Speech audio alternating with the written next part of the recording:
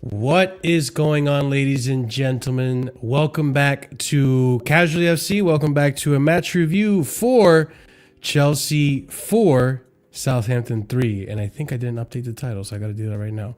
But big up to every single one of you. I think I put 3-0, not 4-0. Big up to every single one of you. Big up to Scott, Oliver, Real Chris, and Ahmed. And big up to Carefree Lewis for the raid. Much appreciated, my friend. Guys, you feel that relief? You can breathe now for a minute because we finally got a victory and we can calm down just a little bit, not get ahead of ourselves because we understand the opposition is probably the worst. Stop. We don't. We've got our Chelsea back. Understanding the opposition is Southampton, the worst team in the Premier League right now. What are you talking about? We're gonna finish top 4. We're gonna win the league. We're gonna win the league. We're not doing this. Before we go ahead and start the show, ladies and gents, and talk about the performances on the pitch, be sure to smash up the like button if you haven't done so already. Hit the bell notification so you're notified whenever we do go live. Also, be sure to subscribe to the channel if you're new here, especially if you're coming from the Carefree Lewis raid. Once again, big up to Lewis for the raid. Much love as always, my friend. And also, ladies and gents, be sure to check out the memberships because we have 4 different tiers starting at 99p, and all memberships help towards, keeping the lights on the studio here. So appreciate every single one of you. And as always, in traditional fashion, we're gonna go into a quick little match review of today's match. So give or take same lineup as we saw against Aston Villa, barring the absence of Reece James, who we know we can't use like that because he's not, we have to keep him fit. But other than that, a strong enough lineup that we expected to get a result against Southampton. We opened up the game with a lot of possession, 24 minutes into it. Nkunku gets on the scoreboard, a header and a quick reaction header from the back post. Very much needed goal for him to get his confidence up, to get him going a bit. A lot of missed opportunities from certain called Jermaine Palmer, which we will discuss later on. The 36th minute, Pedro Neto also finds himself in the scoreboard. I think it was a brilliant pass from Nkunku to Neto, and Neto from the threaded ball gets a great shot on target, and the ball gets behind the net, once again giving us the now 2-0 lead against Southampton. Southampton had their moments here and there. Jorgensen had to make a nice save before. We were struggling with the physicality of their striker in the beginning of the match. Levi Colwill was, to be more precise.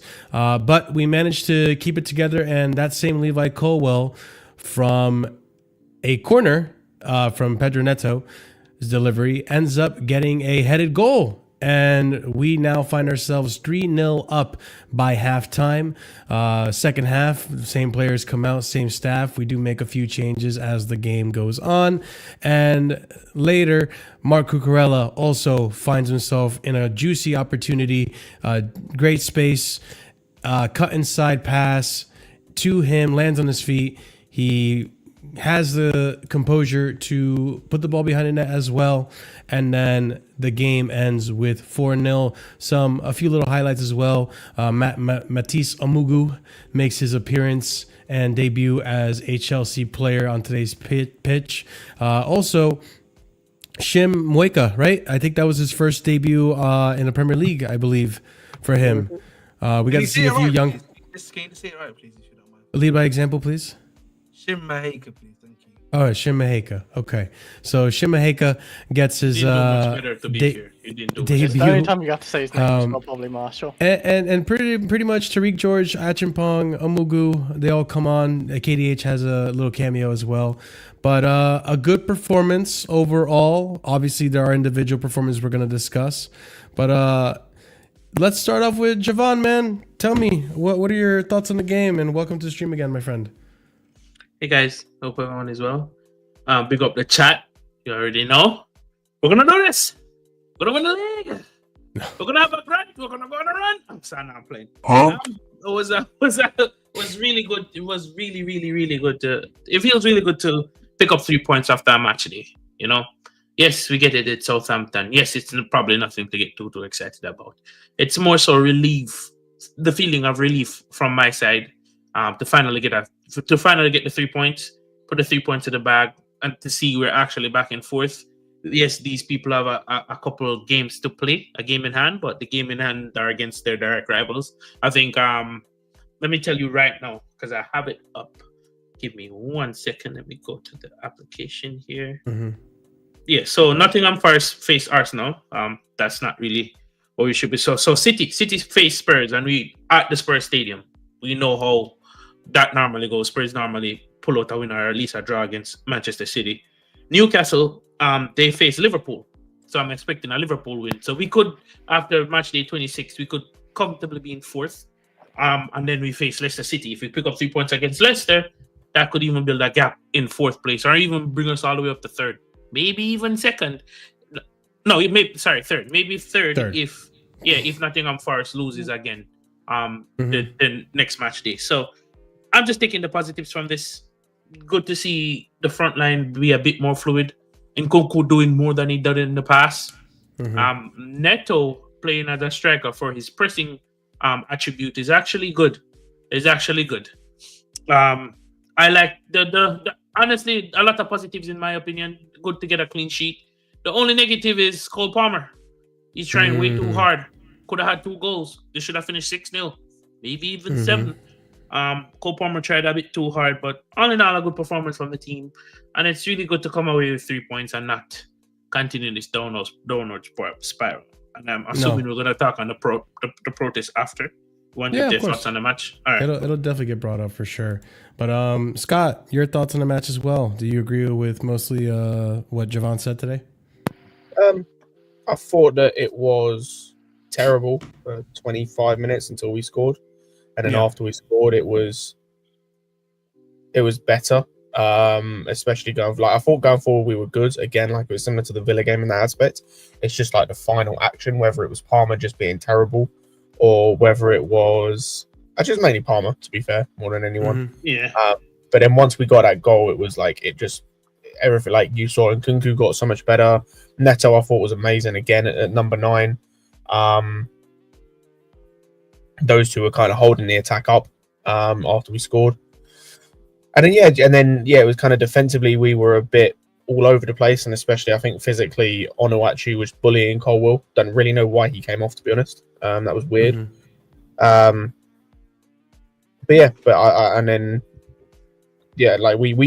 We did what we should have done against Villa, but ultimately it comes down to us playing Southampton. Like, I think if we play a better team, we potentially lose or draw that game. Because I don't know if we get some of the chances we get or we finish them as well as we do. And I don't know if we defend the chances that we conceded as well or whatever. But ultimately, we played Southampton, we won, and I'm happy. You just got to take that onwards to Copenhagen first and then Leicester. I'm glad some of the young guys got games. It was like I thought George came on and was good. Moeka was fine. Like he got like 4 minutes or whatever he got. Amugu was fine again. And then Achimpong came on and was comfortable. But I thought it was a good performance, but ultimately, it's just weird because it's hard to really take much from a win against a team that are that shit. They were that bad. They were terrible. They had a number 10 playing centre back. Really? I didn't know that. Yeah, that number 7, Aribo, is a number 10, and he played centre back the whole game. He's a sweeper centre back. Sweeper centre back. Yeah, sure. I mean, I think overall, let's start off with something that we all probably noticed today, and Ahmed, I'll go to you. Cole Palmer's performance today. Worrying signs? Question mark. First, big up chat. Hope you having a wonderful day today. Make sure to like, share, subscribe to Casually FC. Thank you very much. Shout out back. We're doing this thing again.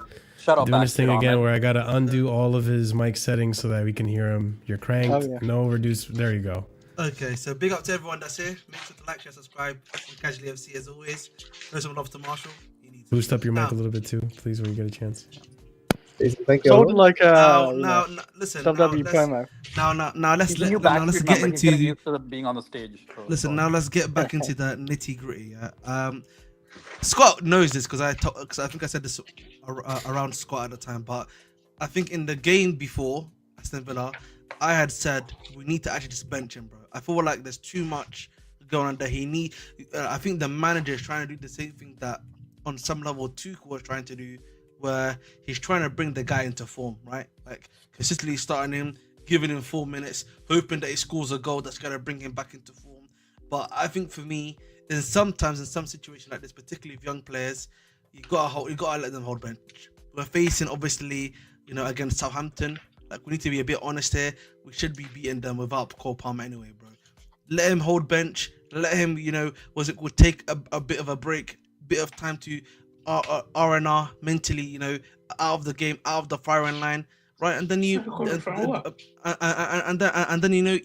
then you can bring him back into like a game like Copenhagen away, and then you keep it pushing. Sometimes players just need to be out of the picture. Does that make sense? Mm-hmm. Yeah, CP, what do you think about that, bro?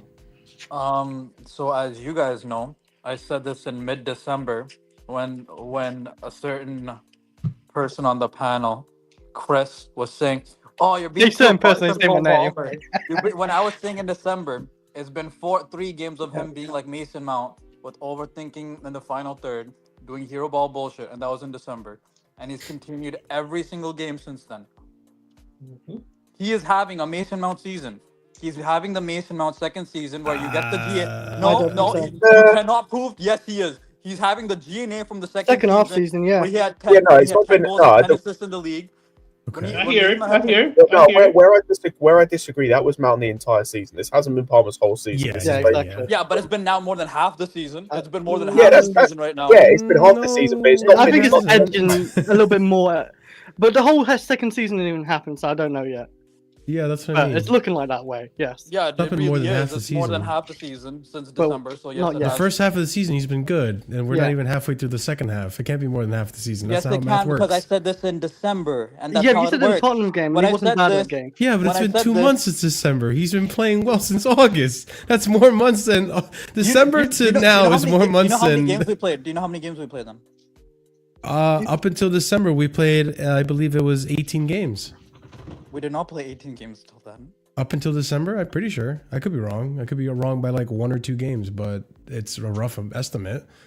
We played. I mean, listen, I don't want to take away. I don't want to take away from what you're saying, because what you're saying he's been not good. Yeah. He's been playing shit. Like last game, he should have scored that goal, and then he falls and fucks shit up. The game before, when Netto has his arms up, both his arms up, fucking screaming at him in the 8th minute of the game. And this dickhead, I'm going to call him a dickhead. I've criticized Eden Hazard for having a shit season during 2016. I can call him a dickhead. I don't care. You called Eden Hazard a dickhead? Yes, for the 2016 shit season. Yes, man. I did. I've caught, yes. If I can call players dickheads, I can especially call Cole Palmer. He's not done shit for my club right now. I've had a Ballon d'Or winner in Shevchenko, and I called him a dickhead when he didn't do anything for us. So I don't care. Anyways, that dickhead. Does he have something against Portuguese people?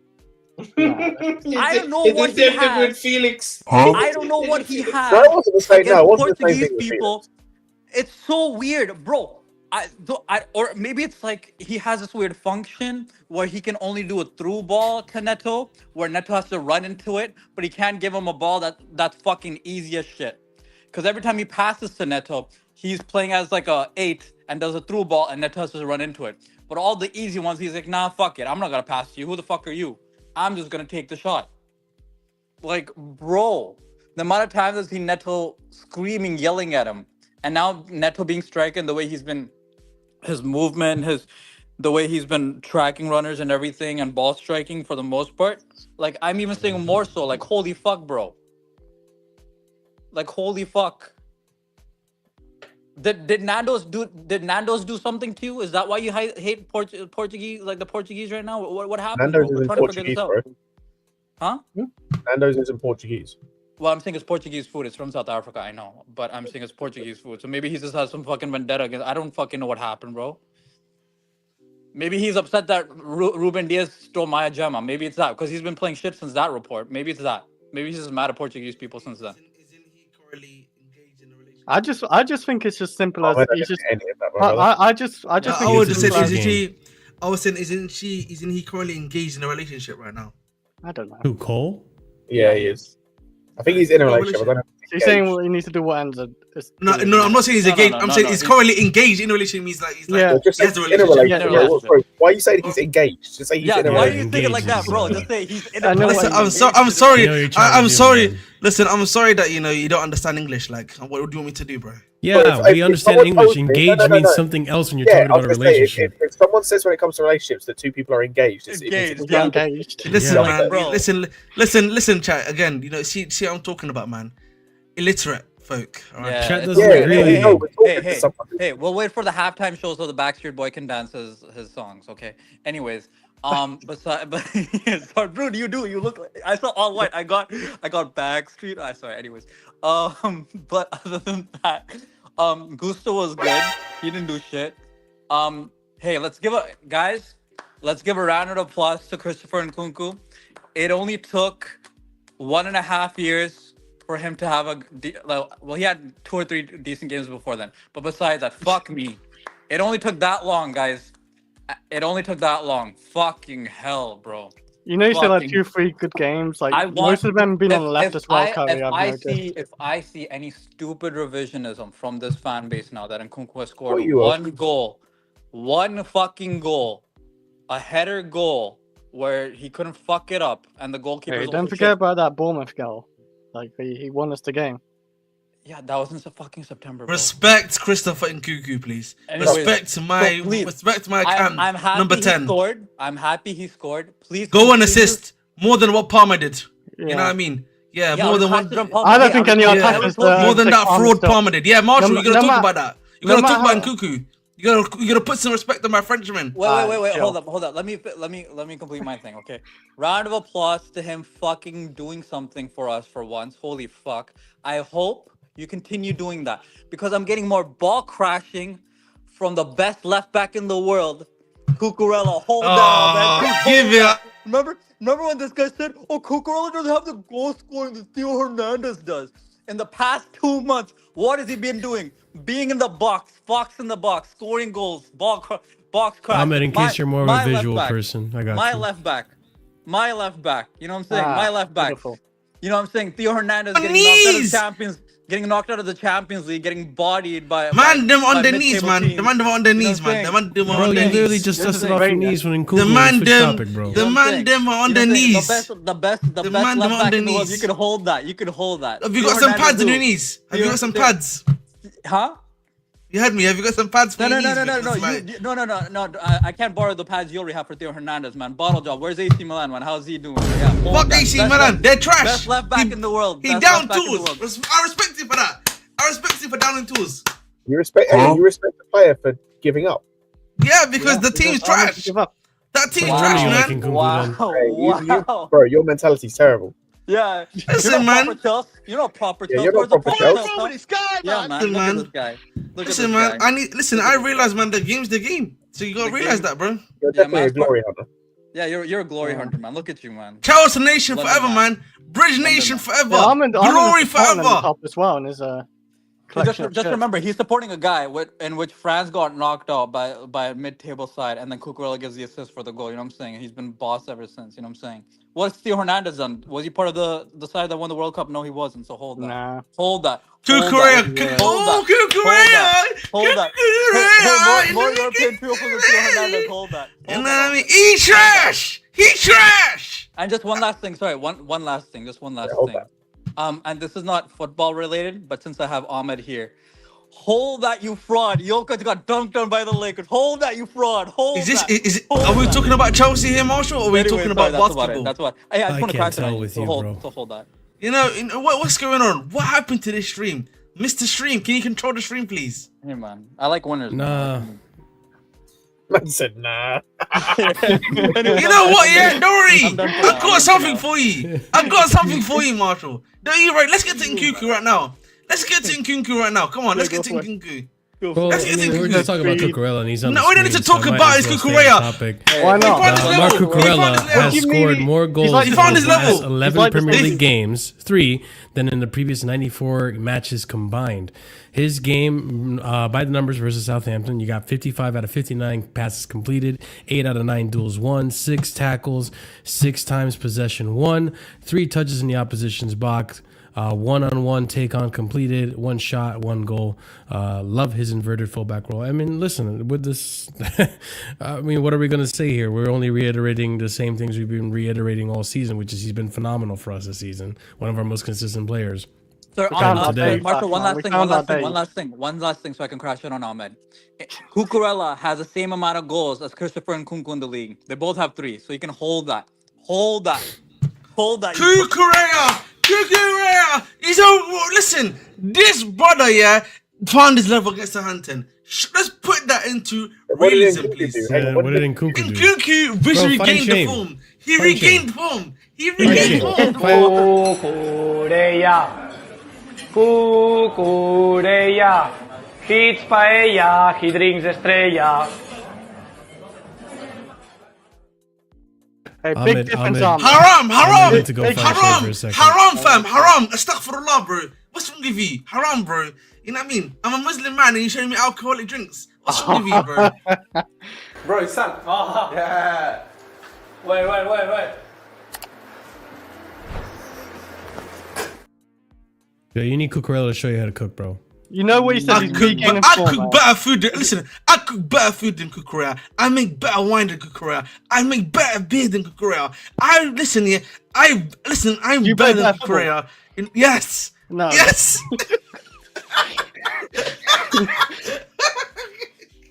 Yeah, I said it. M3 does he not look like a back? All the rest don't matter, Ahmed. Listen, why? Oh, Yeah, listen. take a Don't worry, man. Listen, I can take your girlfriend, man, just like that. If I'm not already.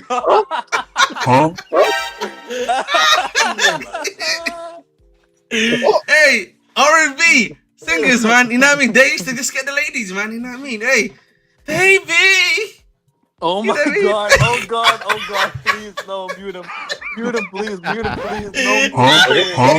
no way this man How did he realise the on dip? Hey, Yvonne made the right choice. Let's go backstage. Oh. Let's go backstage. I want to know where the stream's going actually now.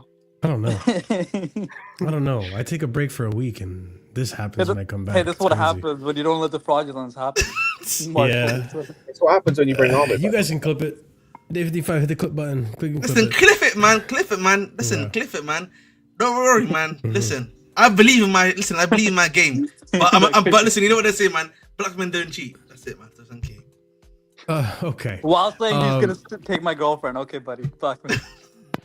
Yeah, I mean, I don't really know what to say on Cucurella other than like this was an expected performance considering he has been one of our more consistent players this season. And listen, I'm glad he got his goal. He was in a good position. He's like a box crashing inverted left back, which is something I've never seen or thought was even a thing in my life. Oh, here we go. They exist, Marshall. Am I wrong? Theo All right, name Hernandez. another one. Theo Hernandez. Theo Hernandez crashing. crashes into the box all the time. Yes, he does do the box fashion You thing. don't really see many systems. Hang on, how many goals has Theo Hernandez got this year? He's been again the down tools, as I said to you before, man. I respect that mentality. Chill out, big man. Let's look at last season. If you're being honest, we should look at last season because he was playing full power last season. Hey, what was Cucurella doing last season then? Cucurella was He's winning the trash. Euro. He was winning the Euro. Listen, he put the fries in the bag, bro. What did Theo do? Chris, what did Wales do? Yeah, What are that's you all I bringing got. Wales into this for? What the fuck? Say that. You won that debate. Yeah, you got me. This is about Cucurella, but you got me. Yeah, I got him. Like, no reason. Adam's got You know a point you have here. nothing left when you have to mention my national team. Yeah, that's actually crazy. Oh my god! But no, it was a good performance from Cucurella. It was a good performance from a lot of the team, to be Oh, honest. so but, thank I you mean, to the Chelsea Megastore, by the way. They just emailed me. Was it called? Oh, celebrate the win now. Literally. Why he said if you email Chelsea Megastore right now, bro? Chill. What did Somalia do in AFCON? What did Kenny do in the AFCON? They took part. What did Kenny do in the AFCON, Corey Parrott? Thank you. That's in Kenya. Yes, Corey Parrott's originally from there, if I'm not mistaken. I don't even Oh, know. he's Canadian. I would Yeah, say but by the way, Canadian. But Cuckoo before Bear, man. Canadian, he lived in Canada. He has descendancy from. Hang on. You just said before. Wait, Listen, yeah, Joe, hold on. Hold on. I just realized. So before number one, you called it Canadian. Before Canadian, he lived in Canada, did he? No, I wasn't say Kenya. Sorry. Yeah. Wrong choice of Oh, words. you're drinking too much juice right now. I'll Come on. speak English for a second. JP, you're not wrong. Because this is the thing. Like, I'm not taking this victory too over the top. I'm glad we won. Stop the bleeding. But There was like, something good about today, though, Marshall. You know- about this game. all right, well, talk There to was me, some- Chris. What is it? There was something because like the results gone in our favour. Look at Crystal Palace. They who they beat again? Oh yeah, where are we in the table? Aston We're Villa. still in Aston Villa. Yeah, they Fourth beat place. 4-1. We're fourth And then place. you saw- Oh, imagine that. We're in a top 4 race. I would have All never right, thought but we were like- protesting. All right, like- Marshall, put. Okay, don't do Got that. our Chelsea back, Don't do right? that. We even Don't saw do that. Bournemouth We've got points our today. Chelsea back. And We've got Man our City Chelsea could back. drop points tomorrow. Oh damn, we're actually 2 points ahead of City. Yeah, big Yeah, up. we're 1 point And behind them. Newcastle. And Yeah, Oh, but they have a game in hand. Never mind. No, but against Tottenham, they're both team. I mean, All right, but I think honestly, listen, great they got a win, but listen, last time we got a win was against West Ham, and then we got crashed on the next game. So like, listen, we have to see. yeah, that's what I mean though, Ahmed. Like, It should be I'm not, you know. So like, listen, at the end of the day, great we got a win, but it's against Southampton boys. Like, we should be getting the win here at the end of the day. We should be getting a win against Leicester too. If we're being honest, right? Listen, I'm not talking about Leicester yet, Chris. I'm just talking about this game specifically, of course. But We just said Southampton, yeah, but next game we should get another 3 points there. Leicester's not even the next game yet. So Oh, chill here out. He is in the Premier League. Okay. Copenhagen Yeah. is next, please. Oh yeah, but like, I mean, Premier League. Yeah, listen, we don't care about the Premier League, mate. We need to focus on one game at a Yeah, time. but we do. Yeah, I though. mean, Chelsea's showing Yeah, that. but Yeah. even still, going from West Ham to Manchester City, which was the game after that, that's not the same thing as going from Southampton to Copenhagen. That's Yeah, true. that's what I'm saying. It's a lot more harder, man, at Copenhagen away, man. You saw that with United, but Oh, it's happening in 2 days. Holy shit! So that means tonight No, they're it's not. traveling. Oh, no. It's next Week of Thursday. Thursday. Okay. I thought it was this Thursday. because remember, we don't play in the weekend, Marshall, because of the FA Cup, right? Yeah. It's cup weekend. Yeah. Yeah. But like, anyway, like honestly, just like moving forward with what we need to talk about here and getting back to the seriousness of the stream. Listen, You seriousness, okay. yes, Yeah, we do seriousness. wherever. Listen, we do seriousness about the stream. Obviously, Kukurea again, good performance from him, good goal from him. If I'm being honest, of course, at the end of the day, he's definitely, I think, in my personal opinion, been probably the best left back in the league this season. Unless maybe you guys can think of someone else. There's no No, question. He has been. There's no question of that. No, I'm just asking because obviously, listen, He's again, been the best it's left case. back in the world. Vardy's up for debate. That's. I about think it. the only thing I would say of Kovadia, the reason why I would say he's above Kovadia is the defensiveness, bro. Like defensively, I agree. yeah, I Even agree, forward, but people he's have really been good, glazing yeah. Vardy all Yeah, season. because, like, I mean, he has I- been their player of the season, to be fair. So that's probably what I would say in that aspect at the very least. I think for me though, big up to him. I'm very happy for Nkunku to get his goal and assist. I think good for Netto for getting his goal to hopefully improve himself. I think Sancho had his moments. Just people weren't able to really finish the job for him in that Yeah. aspect. At the end of the day, as I said before about Palmer, I really felt like he should have been dropped this game, bro. Like, and I think the reason I said this before. I listen. I don't care. Listen, he needed to be out of the squad for a bit, bro, and like let him, not shoot is the wrong word, but like just get him out of the game, bro. Like you can clearly see his form has continuously dipped. His performance wise, right? You need to just take him out, bro. Sometimes, I get. Let me ask you I get something. because like I get That's the what argument. I was going to ask you. Yeah, that's I How get do you the set up now without Palmer? right? So for me, the way you set up now without him, again, as I said before, I think Tariq George deserved like a good 60 minutes in my personal opinion. So you put in Nkunku in the middle, you play Tariq George on the wing, and then he's the game. I think in the middle.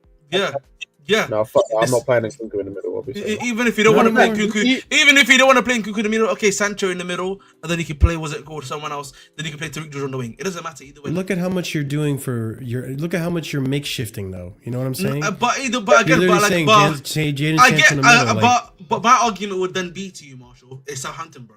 Right? I hate to put it like that, but it's Southampton, bro. We should be able to beat There are literally without fans at that protest and on this panel that probably had a little inkling of doubt that we were gonna lose that game.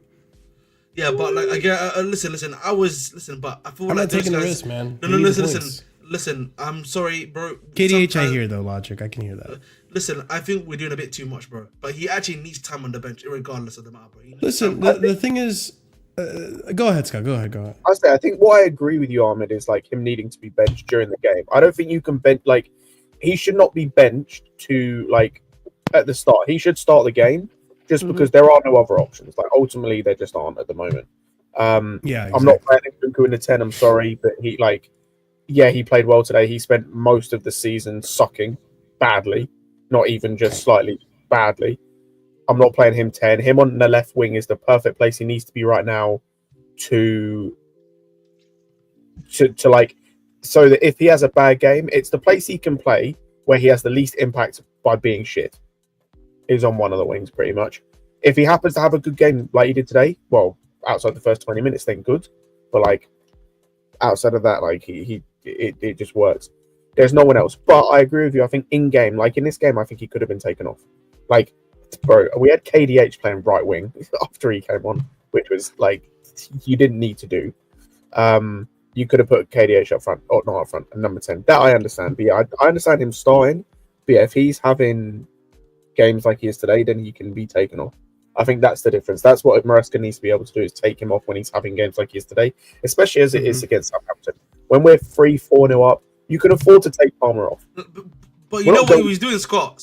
You know what he was doing, yeah? He was trying to force Palmer to get a goal to really reignite him. That's what he was doing. And you could see it towards the dying minutes, the 85th minute, 84th minute. Bro was ball hogging the ball completely, bro, yeah. That's Palmer, yeah. Palmer wants to go, yeah, of course. Too much, bro, yeah. And this is bro, when a player is at that state, you have to get him out of there, bro. You have to get him out of there, bro. Because then, yeah, it starts because now you can clearly see it's on his mind now. I have to score, I have to assist, bro. It's getting to him at that point in time, bro. So you have to take him out the fire line, Marshall. Whether you have to make a makeshift squad or something like that for a Southampton game, just from an attacking sense, okay. But you need to at least take him out the fire line, bro, for a game.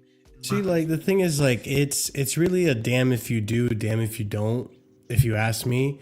Because what happens if Palmer gets taken out of that lineup and we lose? Or don't win, we get a draw, a 1-1, right? Then everyone's pointing at Maresca, look at what happens when you drop Palmer. You know, all the criticism goes towards Maresca, all the finger pointing goes towards Maresca and his decision to drop Palmer. And listen, I don't disagree necessarily with what you're saying. I just feel we would be in a much better position to do that if we had kept João Felix. That's the problem here, because is KDH good enough to fulfill that position in a right wing or a 10? Unfortunately not. He can do a shift, but he's not going to impact the game like that. Felix, you can make the argument, probably could have done a shift, and he probably could have carried himself. We know Nkunku isn't working in that position. We've seen him more on the left, and he's looked better on that left side than he has in through the middle. But at the same time, you could tell today's performance from Palmer, it's a lot of mentality. It's a lot in his head. Those moments where you could tell he's overthinking everything. He's overthinking everything, trying to get everything to be perfect, and it's just not coming off.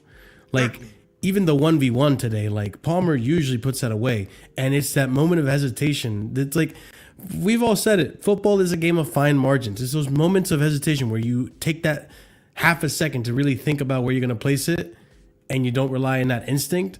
That's the difference between scoring that goal and not. And it's frustrating. Maybe now with Enzo as the 10 and Netto as the striker, you could maybe get away with benching Palmer. But it's a tough decision, because you know that Palmer, he could get his moment of brilliance out of this. He's not going to play against Copenhagen. Maybe that extra week off helps him out to kind of find himself again. But, the Villa game, which we didn't review, but the Villa game I watched and I saw how frustrated he got. He is very frustrated, which is probably part of the reason why he seems to not trust Netto or Nkunku, because every time he seemed to pass it to Nkunku or pass it to Netto, they lose the ball. And it's one of those bro, every time I try to give you guys something, it backfires for the team. So he feels this pressure to take it all on himself, Pause. Oh, and big up. Hold up. Big up Football Carnage. Thank you so much for the raid, brother. Appreciate it. Big up to everyone that came in. Make sure to smash the like button if you haven't done so already. Subscribe to the channel if you're new here. Big up Football Carnage. Be sure to check out the channel, guys, and support the content that he makes. Big up Will. Can I just make a comment about Carnage? Yeah. Why does Carnage hate the fact that people are getting given free commissary? What is that about, bro?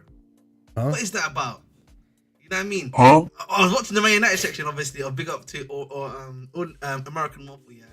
And bro's complaining about them getting like free meals. Bro, I don't want to make this about the United Munch. He doesn't care, and no one cares. No, that's not true, Marshall. No one I'm cares. sorry. Listen, I am sorry, yeah, that in the US we don't get free lunches, yeah? Okay? I don't get free lunches. You get free lunch at your job? But, what are you talking about? Wait, what are you literally talking about? You don't even get free lunch at your job. Wait, pause. He's not a canteen. Listen. But the difference is, yeah, I'm not a canteen, for example. In certain other jobs, you get canteen jobs, right? Where you get food. Yes, right? And listen, in football, I'm sorry, in football, boys, it's an institution, bro. It is not a corporate business, okay? It's not. I don't know why I need to keep on saying this, okay? It is not a corporate business in football, okay? It is a bit more different than that, okay? It's a bit more completely different, actually. Ahmed, can I add to that? Bro. Go ahead, Chris. Ahmed, you know they save. I looked at they save like $1 million from it, like per year, because like who they let go and like the free meals and stuff. Yeah, like Delit makes that in a month. So what does it matter? Tell me, does it really matter, Marshall? Does it really affect them? Listen. Realistically, Marshall, yeah, we are doing nonsense. Okay, I don't really about want to 1 take million mine out like this, but yeah, I just wanted to say that. I want to say that about Will. You know what I mean? Marshall, this is what happens when the capitalist mindset, the US capitalist mindset, yeah, comes to Europe. You know what I mean? Eating our minds. I mean, no, hang on, Ahmed, you're wrong on that part. It's a British person doing all this. It's a British person doing all this. So no, I'm saying this is what they agreed. Like, I'm gonna defend Americans on that one. Like, it's a British person. No. You're not getting the joke. I know, yeah. Just you know, people in the chat. Will simply said that if United were in a top 4 race and this happened, no one would give a single I would shit. disagree with you. Generally, I would disagree. No, I think that's great. No. It wouldn't 100% right. You know Listen, you are literally doing. You are literally on your knees, sucking off every single journo, giving you a story, and you're making a whole thing out of it. It's not that deep. Top 4. No. It's really not that deep. No. In the UK, no. I'm being serious, Marshall. In the UK, this would be still. It's not that deep. I'll just leave. No, it is that deep. No, this is exactly what happened to Chelsea when we were in 12th. There was all these little briefs and stories just to get people rage baiting and rage clicking on shit. It is. How do you can you not tell and see through it? Tranquilo. You tell Chris is shag sheep all the time, but you are one, man. No, I'm not a sheep. No. Watch yourself around Chris, don't you? Listen. Wait. You know what's crazy? Like, you know, I'm gonna like finish this off here. We're cutting stuff to charities, bro. We're cutting stuff to like thinking like that. If you lose 1 or 2 players that are not playing well for you, bro, you're making up that money. So even if I wanted to quicken the stuff, yeah, you know, and everything like that, fair enough. But yeah, I think the thing is, yeah, in Europe, bro, when stuff like this happens, yeah, it will get reported on, and people will get angry about it, bro. No, right? You know what? Yes, it does. You know what, yes, it does. I don't think I really don't think you get that, Marshall. I'm being serious, bro. You know what, Marshall? Next season, United players have to bring packed lunches. Yeah, it's like. You know how bad that sounds. It's like I don't even know, man. Listen, I think it's embarrassing for a club like that. I just think it's embarrassing. It's embarrassing that it's coming out at the time it's coming out because they're in relegation form, and people are gonna blow it up. There's all these types of things that no one wants to talk about the football at United because it's so boring now that now we have to resort to these stories. No, but clubs don't do this. Literally, no one cares. Maybe clubs do it and you don't know about it. Like, Marshall, this is the thing. Right now at Chelsea, they don't do this, Marshall. So if this happened at Chelsea, Marshall, yeah, what you doing, bro? They don't do this at our own club, bro. They don't even do this at Liverpool. What are we doing? And they're stingy. Yes, bro. They don't do this at all other clubs. But in his club, this club specifically, bro, it's them. Like this, like I don't understand why people are not getting this context. It does, even in Europe, bro, they give these guys free food. What are we doing, bro? Like, come on, man. This is my issue is if this was like other clubs do it, fair enough. I get that, but like, guys, it's happening over a bunch of other clubs, bro. That's what I'm saying. But listen, end of the day, Marshall, let's move on. Like, but listen, I just think you guys are just not understandable. You move. No, I perfectly understand. It's just we're pretending like these people work for McDonald's and they barely. They actually, bro, they do get paid. You know, they only get paid minimum wage, right? Like they do generally. Like, yes. Have you seen their W-2s? I'm sure they Marshall, not minimum wage though, but like Marshall, they won't the minimum wage in the UK is roughly around 11, 12 pounds, roughly. Yeah? That's probably what they're getting, Marshall. Right, Bro, unusual. Plus, you just said that's too. probably what they're getting. Yes. I don't know how much severely doubt that working for such a high esteemed and established and historical company as Manchester United, you're going to be making ends meet. Like, these people have so much money. It's a glorified institution. You will get paid. Marshall, they get paid minimum wage. We need to stop talking about we need to stop talking about the institution, because this is the same club that Ronaldo left in 09 and he came back and it was the same jacuzzis and all that kind of stuff. We need to forget the institution because that club's been run like trash. I understand that, but it's also not McDonald's. Like, they get not paid quite, a decent no, amount. but...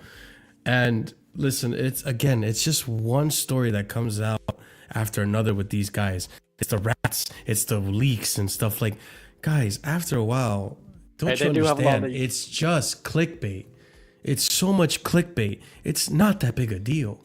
It's really not that big a deal. No one would give a shit. No one would give a single shit. A rat infestation and a rat infestation and undercooked chicken in a 75,000 seat stadium is a pretty big problem. It's embarrassing, but it's at the end of the day, it's a health hazard. It is. If this had come out, if they were top of the league, no one bats an eye. I think it's they let go 200 people. Even right? 200 bro, even in the right? NBA, they get free food. What? They get free food in the NBA, bro. And in the NFL, I'm also trying to crash it on four guys at Manchester United not getting free lunch canteen. What is going on? Bro, I genuinely, I just can't sympathize with that. I've never worked a job that gives me free lunch. I don't think that's the majority of businesses that do free lunch. Bro, like, I don't know what to tell you. First of all, this is like the first time I've ever heard of an institution that it's not the players getting free lunches. Like, it's not a common thing. Bro, it's really not a common thing. In sports, bro, it is. That's why I'm very surprised. Yeah, this is why I separated it.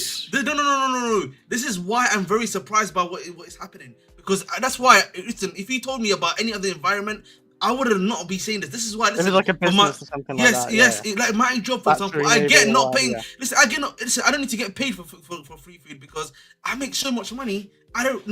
But thankfully, I don't need it, right? But in the sports, that's not the case, Marshall. Our own club gives our employees free food. Is that wrong then? Are you saying they shouldn't get free food? Correct me if I'm wrong, No, I'm saying you can do whatever the fuck you want. It just doesn't fucking matter. It's not that big a deal. No, not bad. I'm not about like just the feeding part, but 200 of them lost their jobs, right?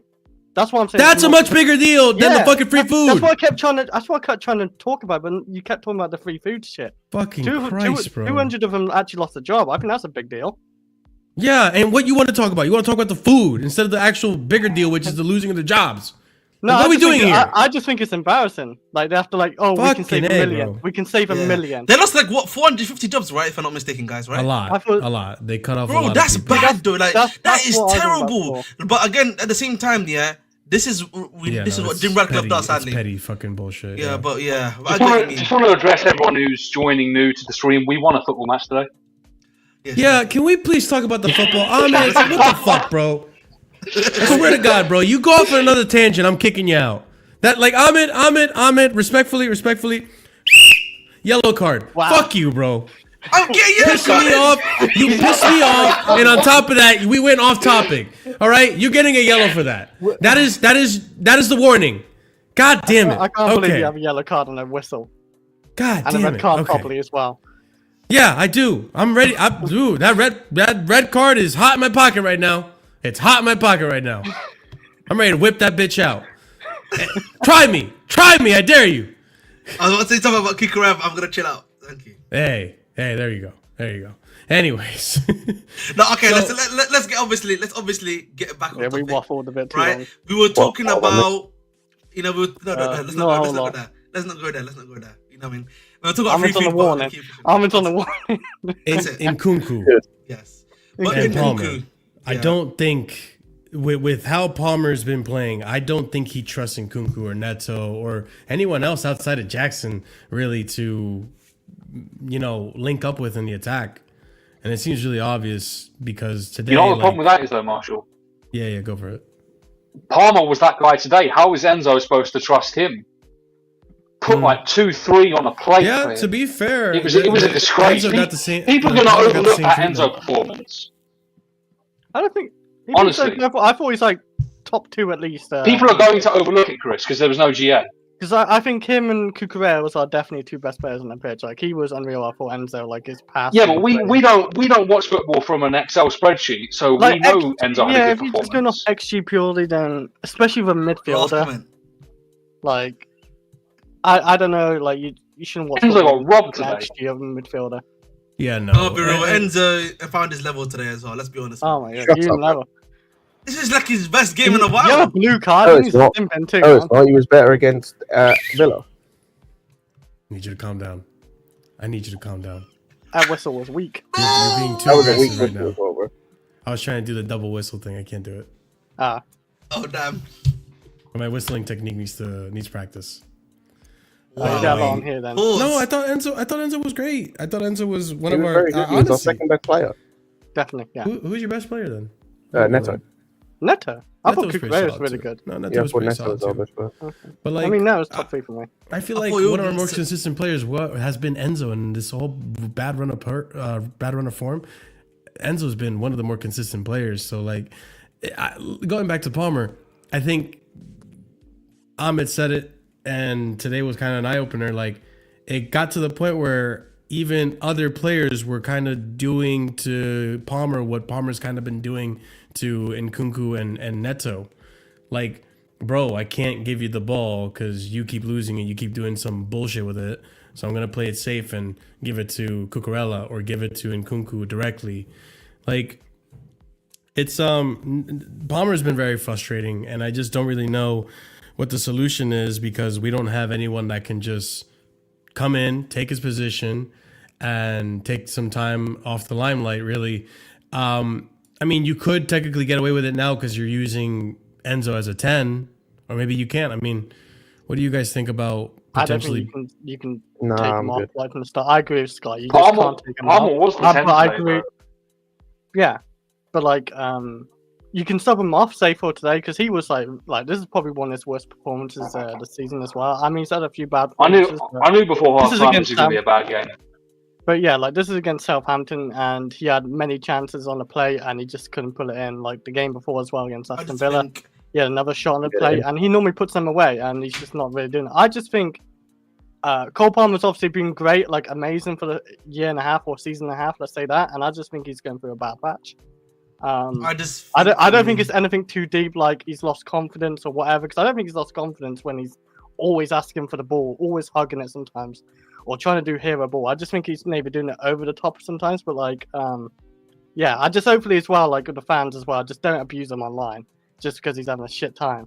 Like, I think he'll come past it soon because we know how good he is anyway. It's Palmer. They won't abuse him. If anything, I don't think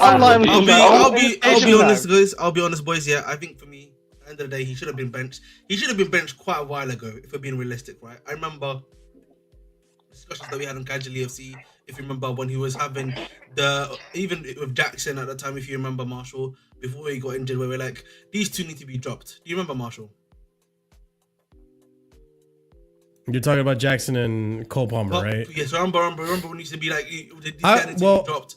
And not dropped, but taken off the pitch, at least substituted for. Yeah, Jackson could have been dropped, but Palmer needed to be subbed off. Right, and then like that didn't happen, and then his performances still continued to dwindle. And again, this has been a thing that's been happening since Everton. right? If you guys remember, like at the end of the day, you should have really been, listen, mate, hold bench. Was it called? Yeah, keep it pushing for one game. We can do that for one game. We'll see you at Copenhagen away, Brigman. Listen, logic, man. This is what happens when you talk to a guy of logic. Thank you. Jax.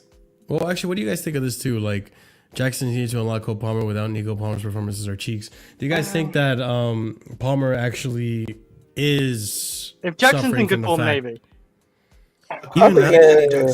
Because when Jackson was in good form, then Palmer was quite good still. As soon as when Jackson was dropping off form, but Chris, Palmer was afterwards dropping off form a bit slowly afterwards. With Nicholas Jackson, what exactly was it that made us consider his form dropped off? It was a lack of goals, was it not? Well, because again with Jackson, I mean later on it got a bit sloppy as well. He's like losing touches, control, and everything. But like Jackson's a striker, so you're gonna expect goals. I mean, Cole Palmer still scored like 14 goals this season, I think.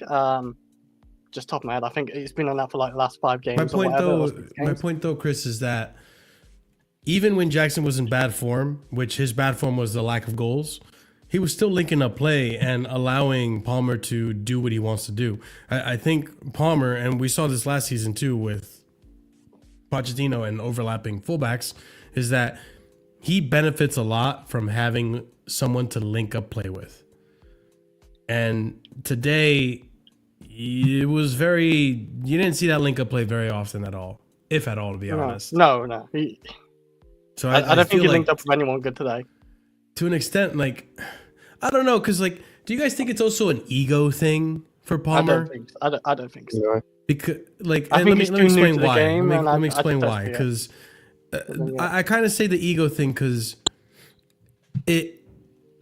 for me, the way I could see it being an ego thing is because he doesn't want to link up with Nkunku and Netto because of, you guys keep losing the ball. You guys aren't as good as me. I have to do everything. Every time I try to pass you the ball, you stand still. You don't do shit. There's like a lack of trust and meshing with the attack that we had out there today. Minus like Jadon Sancho. Him and Jadon kind of linked up nicely, but I don't think I looked too far into like that. Maybe as well, like he's not really played with those players as well, and it could be stuff like that, like chemistry and stuff like that. But I don't think it's like an ego thing, like, oh, you two ain't good enough. I don't think Cole Palmer actually thinks that in his head. If he thinks that in his head, then it's a little bit weird and like stuff like that. But like, no, I don't think Cole Palmer thinks like that. Just no. I remember, like, for example, last season it was when this reporter saying to Cole Palmer, saying like, "Oh, you're too good for this team" and stuff like that. It looked like Cole Palmer was actually uncomfortable in that conversation. Oh, that was Sherwood, yeah. Yeah, and like he said, no, they're all good. Like he's saying, no, we just gotta play our game and stuff like that. Like I just think he's just I don't think he looks at his own teammate. You're shit. I'm not gonna pass to you. I really don't think so, Marshall. Scott, what do you think, dude? No, I agree. I don't think it's like an ego thing. I think it's like just it's not confidence. It's a consistency thing. Like he's just a young kid. Like okay, this happens. This inconsistencies happen at every level. Like especially when you're how you are. Like even the best players at times. Like we've seen Haaland, we've seen Mbappe. Like they go through these moments. Yes, they come through them. But I do think there is some truth to what was said earlier about the Jackson thing. Where like I think Jackson's the guy in the squad he's got the most chemistry with, and he links the best with on the pitch. Because I just think their skill sets match or mesh quite well. And then outside of him, it's probably Noni afterwards as like the second guy. I've said it before when it comes to like Nkunku and Palmer. Gusto hasn't been good. Yeah. When it comes to what's it called, Nkunku and Palmer, they just have negative chemistry on the pitch. Like they just don't seem to be on the same wavelength ever. I think with Netto, he's on a much better wavelength. I thought the link-up play between those two was pretty good. And yeah, so I just think, like, honestly, it was just a bad game. Like, he's going through a bad patch. But, yeah, I just think some of it is potentially trying a bit too hard in games, trying to force things sometimes. I think other times there's just... I think this game was a case of, like, he's just not as clinical as he usually is. I think you see that with the shot he had that Ramsdale saves, at least the goal. Yeah. Like, if that's him when he's confident, he either puts Ramsdale on his arse. I say he scores that. He either puts Ramsdale on his arse with the little shimmy he does, and then scores an open goal, or he just hits it first time. Like he gets the ball and does that weird shimmy, but like didn't do anything with it, and then just kicked it straight at Ramsdale. The shimmy thing, where it was 2-2. Yeah, the Bournemouth game last year. Yeah, he's done that before, but yeah, it was. We even saw it against Aston Villa, right? With Martinez and the chance. I think that's just him slipping over, though. I know that's frustrating and like how bad it is, but like players do slip over. But we've seen in our past. I think the slip happens as a result of overthinking it and trying to like. I just think sometimes you slip. Yeah, because look at Cucurella, man. He could have taken a shot earlier, but he takes the extra step and it causes the slip, if I remember correctly. But also, like even today, like shooting the ball too soon, not taking the extra touch, like he's just really hungry for a goal, and I understand it, but I feel like sometimes when players become obsessed with trying to score the goal, they forget the other aspect of the game, which is you're playing in a team. You have to, like, bro, if someone's in a better position to score than you, just pass the ball. Like, I get it, like you've been that guy, but is that the one he should have done to Netto today? Was it Netto? There was one he did to Netto. Even in the last game, there was one with Nkunku was open as well. To be fair, I did also say there was also the other pass to Nkunku where Nkunku was flat-footed. Yep, yeah.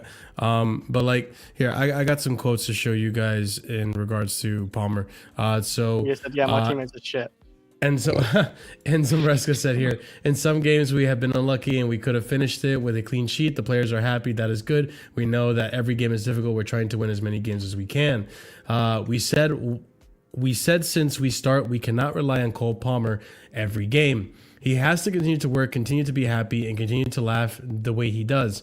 We are completely happy with him. It is normal to go through a moment where you struggle to score, but it doesn't matter. Just continue, and you are going to score many goals.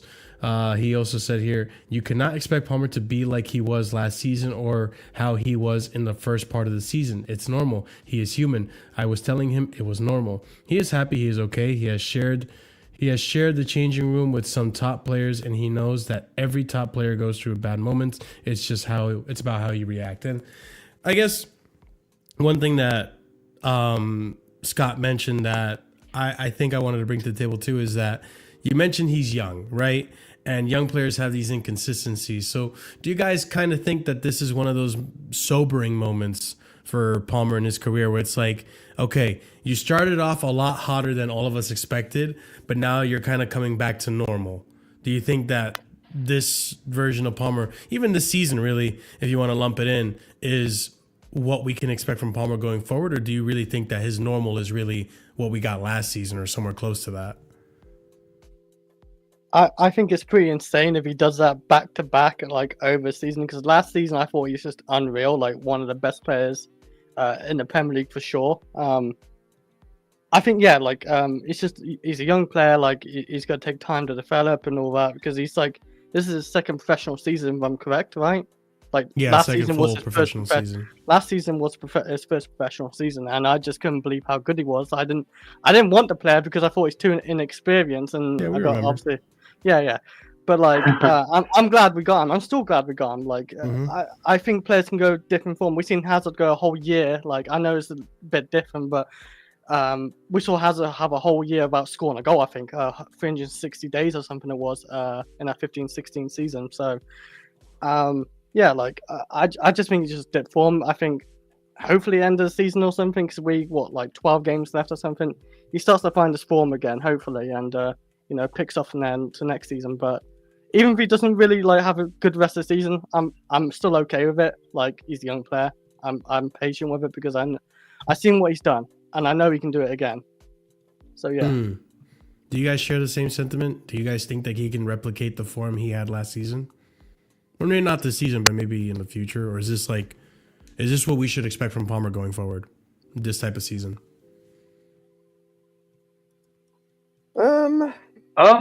It's more appropriate to expect from a guy who's been there and done it more. He is very young, and that's valid.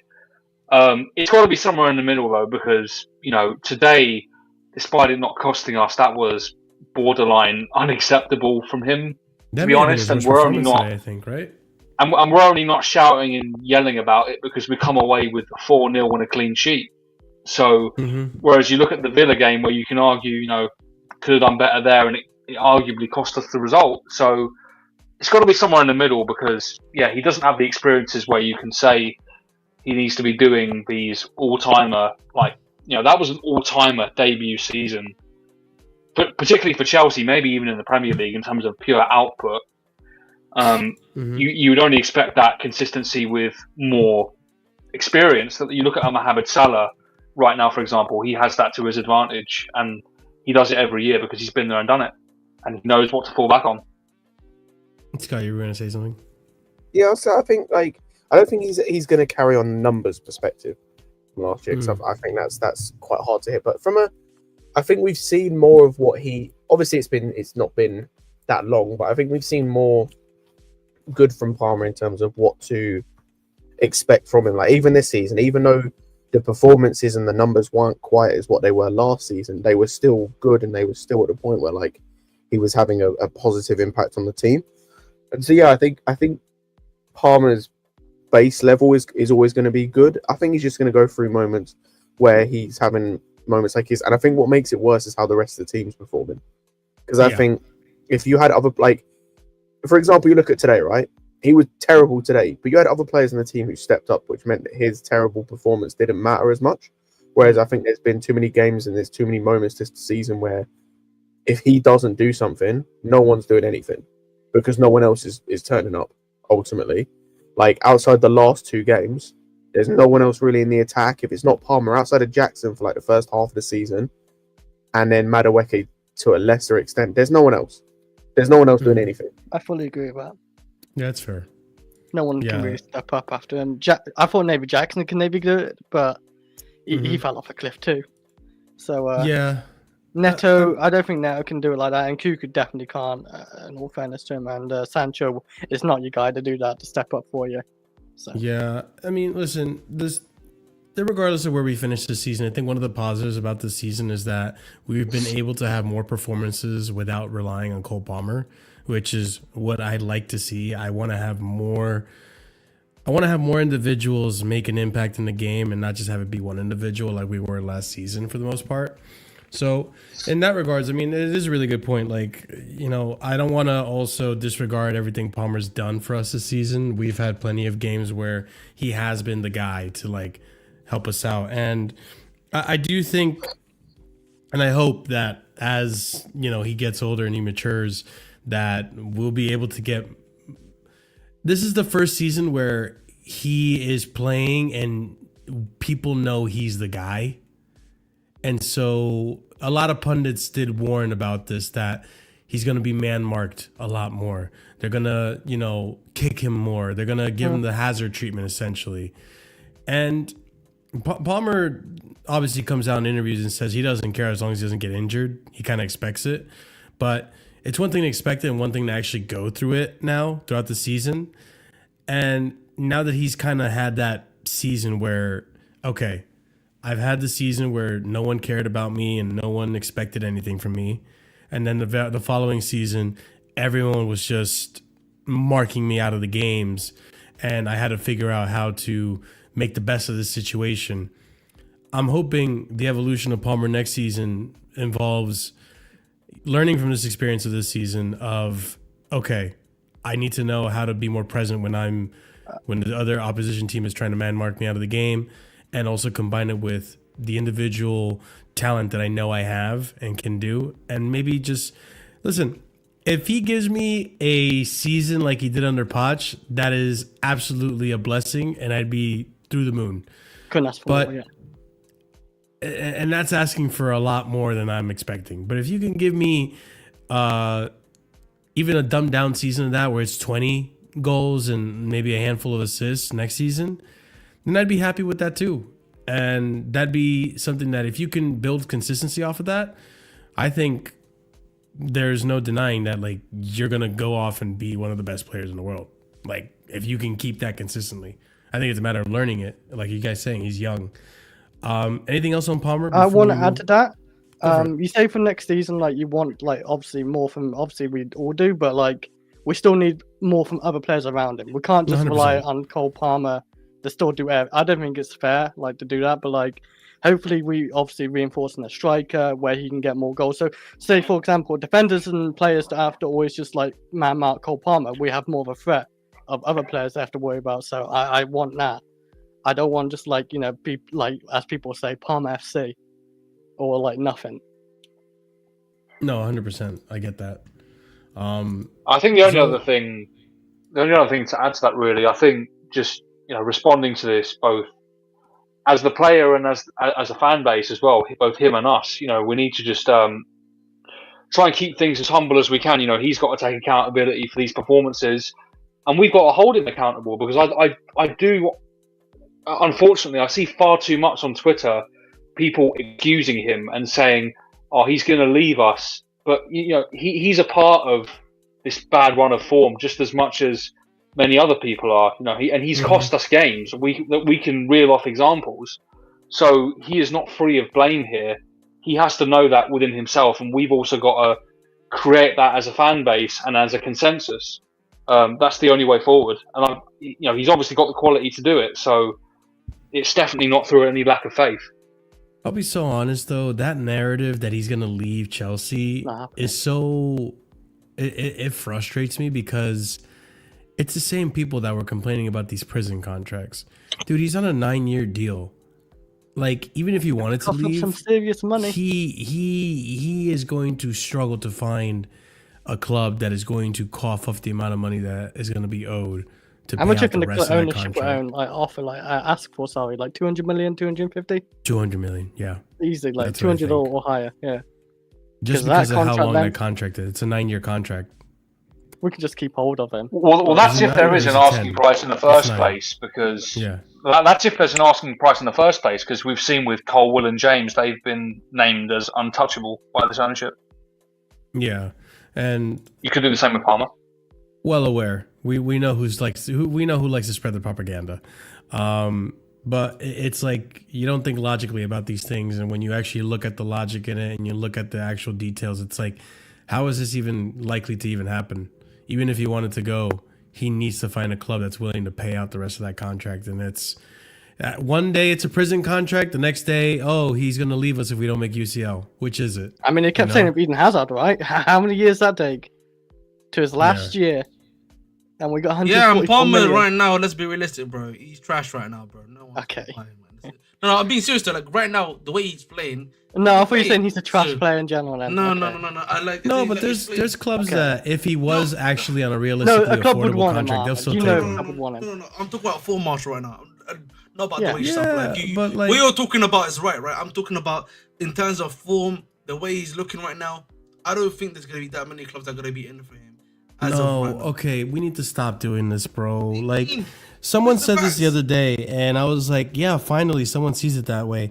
Bro, you can't tell me that other club scouts literally look at Chelsea the way us fans do, big up Joey, and literally say, oh, he's in bad form. Why would I want Nkunku? Look at Nkunku now. Like, I'll say this much: Rashford has been shit for like 3 years and still got a move and still had suitors. That's what I'm saying. Like, people, these other clubs that are interested in these players, they see the form, but they disregard it because some people literally can analyze it and say, clearly this player doesn't benefit from the system that this coach is putting him in. But if we bring him in, we can definitely put him in a system that benefits him more. Okay, Marshall, let's attack that argument right now. He's in a system that actually benefits him. Is he? We're not doing this, bro. I think is he though? Because in this system, he literally is probably the guy that's the most free in the system, bro. He can do whatever. Yeah, in the system, yes, he's actually less constricted, I would argue, compared to the other players. I'm not gonna blame the system for his some of his definitely bad forms like today. Like that's. Are we talking about Nkunku right now? No, Palmer. No. Okay. Yeah, it's like I understand what you're saying. The system frees him more, but I think from him this season has been kind of adapting to that 10 or being more comfortable with it because he's always known how to play that 10. And last season he was comfortable doing the right, cutting inside, overlapping. Like it's a different way of playing the game. Like, nah, that's just to me. This is just we're just giving him excuses, bro. Like. Put the ball in the back. I'm not saying that, like, Joey, the argument is... In my opinion, that's what it comes down to. Is like, bro, like, if he the performance overall wasn't as bad if he puts the ball in the back of the net. No, I get that. And it's been like that for like weeks now, bro. Like, but Joey, a lot of the times he does this, and when we're at this point in the last 6 weeks in a row, he does this. It's like, bro, like we can allow Palmer to have fucking bad game. Once again, 18 months, no backup, every single game played. Like, what do you expect? There's gonna be ups and downs. Like, that's all I can say. Like, but Joey, like that's fine and dandy. I agree with that. But you, I'm sure you understand this too. Like, you don't think that because of the recent bad form, there's now less interested clubs in Cole Palmer because of his form. I mean, I don't think that that's the case, but I just don't think that anybody's going to be paying the money that we would want for Cole Palmer. Yeah, that's the other thing too. No one's going to pay. Like, but if he were even on a realistic contract, yeah, like, you know, but like whatever Isak, whatever Newcastle want for Isak, we're gonna want the same for Palmer. We want a double, I think. Big up. That contract length? No, they want like 120 for him, don't they? Nah, they want 180. They want 180 in euros. Wait, they want 180 down. Yep, that's what I'm saying. We're gonna be wanting similar numbers to someone. We're gonna come and get them. So. Yeah, listen, like other clubs may see Palmer's bad form. Even if they could afford it, they probably would be interested in it. It's just because they know Palmer is a good player. They might stay away from us, Real Madrid, after what we did to him. Like even Bayern was still in for Nkunku despite the bad form he's been in this season. Like they recognize these teams have scouts that recognize the talent in these players, and sometimes these talents don't work out in the teams that they're at. And despite the bad form, they still recruit them. And then, I mean, look at Pulisic. Pulisic didn't have that great of a career at Chelsea. Yeah, AC Milan still recruited him. We have a good relationship with AC Milan, and he's we got Lukaku out here. We finally got Lukaku out, and my God, he was on the floor with him with Chelsea. So yeah, so it's like I don't know, like form obviously matters, but it's not as form matters more for price though, like the price of the player. Yeah, not if there's clubs interested. Thank you, Joe. Yeah, that's what I was trying to allude to. Yeah. I mean, we saw Kai Havertz for 65 million, and he was not good for Chelsea. 100%. So, like, there will be clubs interested. Whether they want to pay the price, then that's a whole different discussion. Yeah. And speaking on paying the price, actually, a player that, a lot of people were alluding that wants to leave the club. He might still want to leave the club, but I mean, figured let's bring him up. And Nkunku, I think he had a pretty decent performance today. 83 minutes played, 1 goal, 1 assist, 37 touches, 92% pass completion, 2 key passes, 2 shots on target, 1 shot off target, 2 out of 4 ground duel ones, and 1 out of 1 aerial duels won. And this is actually a nice stat to see because I can't remember the last time I saw any stat saying Nkunku was winning duels, but today he was getting more stuck in, and I don't know if it's a meshing thing. I don't know if he's kind of like, hey, you know what? I really have to step up. But, there's some quotes here. Cole on Nkunku. Me and him are close. We have been talking. I know how much he wants. I know how much he cares, and today is a reward for him for staying in there and digging in deep. I'm so happy he scored. Maresca also said, I'm happy with him, but I know he can give more. We expect more from him, but at the same time, we try to understand him. He is not a number 9 and not a winger. He played as a winger tonight. He is an attacking midfielder. The problem is that sometimes we need to find balance. What do we think of that? And, the combination of that and Nkunku's performance? I've noticed with Nkunku, today, obviously, he was good, but I'm going to say, it's Southampton. But I've noticed when he came on, I think it's against West Ham, against City. Today, he's better on the left at Chelsea. I don't want to see him in the middle at Chelsea. I don't want to see him at strike. As a lone striker, God knows, not there again. On the left, I've noticed he likes to see his strikers or Cucurella or whoever it is, like maybe an Enzo, because he likes to bomb forward and like link up and pass it forward. But I think he's done well on the left side so far. I want to see a few more games of him on the left side, but he looked. It's definitely his best performance for sure. But I'm gonna say again, Southampton, so the worst team in the Premier League history, I think. So see, the thing is though, like I remember sitting here and criticizing his performances against lesser teams in Southampton in the Conference League, despite winning. I just don't think he gave a fuck that much when we like 4-0 up. Or just, I know it's not the greatest attitude I have, but like it's a Conference League.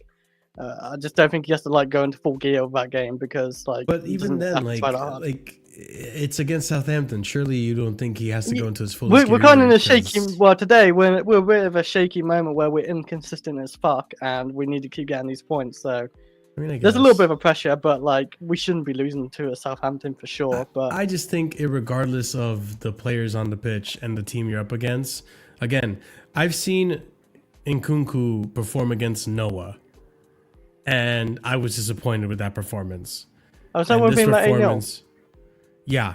Yeah. And this was the type of performance from Nkunku that I saw. I was like, okay, you're getting more involved with the team. You created a chance for Netto. Like it's starting to, and I hope it's this, like it's starting to seem to mesh more. And maybe that's what's been the issue lately. Like part of me still thinks it's an attitude thing, that he's just not happy with how things turned out at Chelsea, so on and so forth. I rate the player. I do think the player is really good. It's just not been performing up to that standard that I hold him to at Chelsea. But like, I think today he had a decent performance. I want to see more of those performances, or at least make the effort to look and do those performances. I know he played as a left winger today, quote unquote, or an inside, left forward. He's on the left side, so. But it's a position that I never thought was bad for him either. Like I said it from the get-go, and I've been saying this, and Chris and Oliver and maybe even Joey can vouch for me. I've been saying, like, the Man City performance, I don't think was a bad performance in Nkunku. I thought he was actually decent. We just weren't ready at the time. So here we are again. It's against Southampton, sure, say whatever you want. But regardless, you have to show up. He could have just been invisible like Palmer. Like, you saw Palmer have a bad performance against Southampton. You're not going to say it's Southampton. It's actually more embarrassing that it's against Southampton. Then if it's against Southampton, you expect him to perform at a certain standard, and he met those standards and actually probably exceeded it a little bit more as well. He's arguably one of the man of the matches today. He's behind Netto. Netto's still our best forward in that forward line, but like he was still good, and he's had a really bad like year and a half at Chelsea. So 100%. He's not really had consistent time at Chelsea as well. Like especially, you remember when he's getting those pity minutes of like 8 minutes in here there. Like it just. Oh yeah, of course. He just weren't getting those consistent minutes. So now like he might get more consistent minutes, more confidence maybe, or just less frustration. He might perform better, and he's got Leicester where he could do it against Leicester as well, because Leicester isn't exactly amazing themselves. They're like 19th, right? No. 19th to 18th or something. Yeah, they're down. So he could really pick it up from there as well. So he was good again today, and I want to keep playing him on the left side. I've said it before, like you as well. I think he performs better on the left as well at Chelsea. So yeah. What are you gonna say, Oliver? Yeah, I thought yeah. He'd have to be one of the man of the matches today, definitely. And I'll agree that the left is a good position for him. I think the key thing is playing centrally, whether it be a striker or a 10. He, in the game, and also with his feet, whatever the case may be, he just isn't proactive enough to receive the ball in the traffic, in the tight spaces in the middle. You've got to really have that brain and those feet to just do something in a split second to keep the ball or to surprise the defenders. And he just hasn't been sharp enough in those central areas. I'm glad you said that. At all. Because I feel like one of the issues that I've been having with Nkunku's performances lately is that it's been too slow. Like he'll take the. This is something actually not even just with Nkunku, but it's with the team overall, right? I remember at the beginning of the season, we were fast to get down the pitch. 1, 2, 3 passes, and we were down the pitch, right? And I think not having Jackson in the team does interfere with that link up and that ability to do that. But when Nkunku does get the ball sometimes, I feel like he dribbles and lollygags with it a little bit too much, and you lose the momentum that you had. You lose the chances that you would have been able to create. I think to date, he was a little bit more touch and go, a little bit more quick on where to pass. And the one thing I like is that he was pressing a little bit more. He was getting a little bit more stuck in. And as a result, like, Listen, guys, I don't know if you've been, hearing people's opinions on this, and I kind of agree with it. A lot of the Premier League this season has become a lot more physical.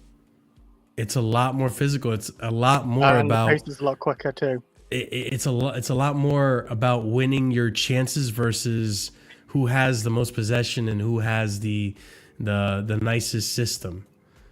I think two things can exist. You can have a system and you can still be physical and stuff, but we need players to. I mean, Oliver, I'm sure you remember the 50-50 chance that Nani backed away from before he got hurt against Brighton. Oh God, like those are the difference makers in a lot of these games between winning and allowing the team to like play the way they want to play. It's a factor that Maresca has mentioned multiple times, and it's something that today we saw from Nkunku, which we haven't seen all season.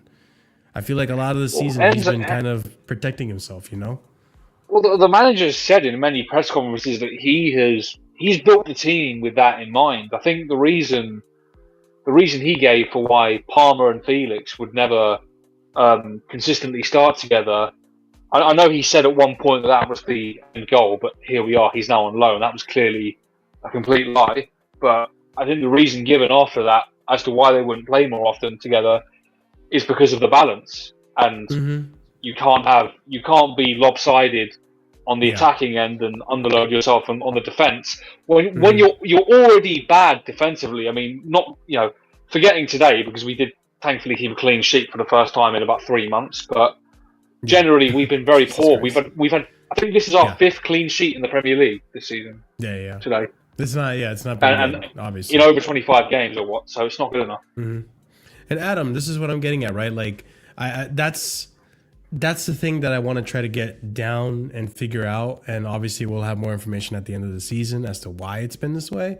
But like, I think part of it is that, like, the same thing with Jaden too. Like, Jaden falls into the same category where like. Jaden will shy away from 50-50 challenges because he doesn't want to get hurt. And I understand that too, to an extent, from a player's perspective. You don't want to get hurt. Nkunku especially. He doesn't want to get hurt. Maybe that's why his pressing isn't weak. Maybe that's why he hasn't been going for those 50-50 challenges. But, bro, you went for those today, and it paid off greatly. Greatly, dude. And I'm happy for him because this is the path to redemption that I want Nkunku to start going down. I want Nkunku to prove me wrong. I want the past 2 videos about Nkunku to be debunked. I think it might be a bit too late for that one. Well, listen, there's still 12 games left of the season, Chris. Yeah, I reckon he's gone at the end of the season. Really? Even after those Levi Colwell comments? Yeah. You weren't listening, were you? I mean, Colwell's not going to dig him out, is he? Let's be realistic. Like, I don't think it's too deep what a person says anyway, like manager or player. I don't think it's too deep. It's PR. That's not a cop out. It's PR. Whether he believes that or not is irrelevant. He's just being a professional. No, and I get that, but like even looking at the celebrations today, like he looked like this might be hopium, and I'm sorry. I think he's being professional. That's what he is. He's being professional, but he looks like he actually cares about it too. Like he actually does care. Like what about the Villa game? You look like he cared then. I think that was frustration all around from the attack. To be honest, maybe, but I just think he's definitely gone in this season. But I could be wrong. I just have that feeling. No, but Marshall, we've already tried to sell him. No, not you. The comment. No, but like we've already tried to sell Nkunku to buy Unic. I think the sign's already there, regardless what he does to end of the season now, unless he absolutely goes on to another level, right? Say he keeps scoring like goals, like 2 goals, 3 goals, and maybe 1 goal, and he gets like 10 goals end of the season or something, like 10 to 12, and then maybe Chelsea might keep him. Who knows? But like, yeah, I think his time at Chelsea end of the season will be gone. I just don't think he suited the Premier League or Chelsea at this point. I think it's one of those things, and I've always liked Nkunku for the last like 3-4 years, for sure. I think he's a great player, but I hope he continues to form, and I hope he gets better because I actually quite like the player in general. That's kind of what I'm alluding to as well. To Chelsea too. Which, by the way, smash up the like button, people. I would really appreciate it. It helps out the channel tremendously if you haven't done so already. Like with Nkunku, it's like if he continues his form, then I'm happy because I ideally would like him to play like this throughout the rest of the season and stay at Chelsea. I do think the player is really, really good. But based off how he's playing and how frustrating it's been to watch him play like this, I can't defend the player. I can't defend the performances. It's not been great. And honestly, it's not being aided much by Cole Palmer, who's also not been that great. And he is the one player that is in that system to service the rest of the attack. But it's when you're a player at a certain age, a certain level of experience, with a certain profile attached to you, and status even, right?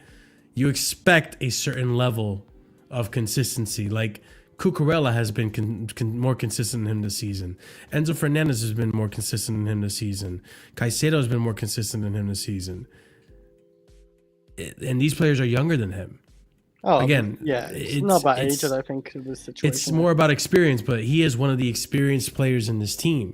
He is, how old is he? I think he's 26. Nkunku's a very experienced player. I just don't think it's about experience when it comes to, like, 27.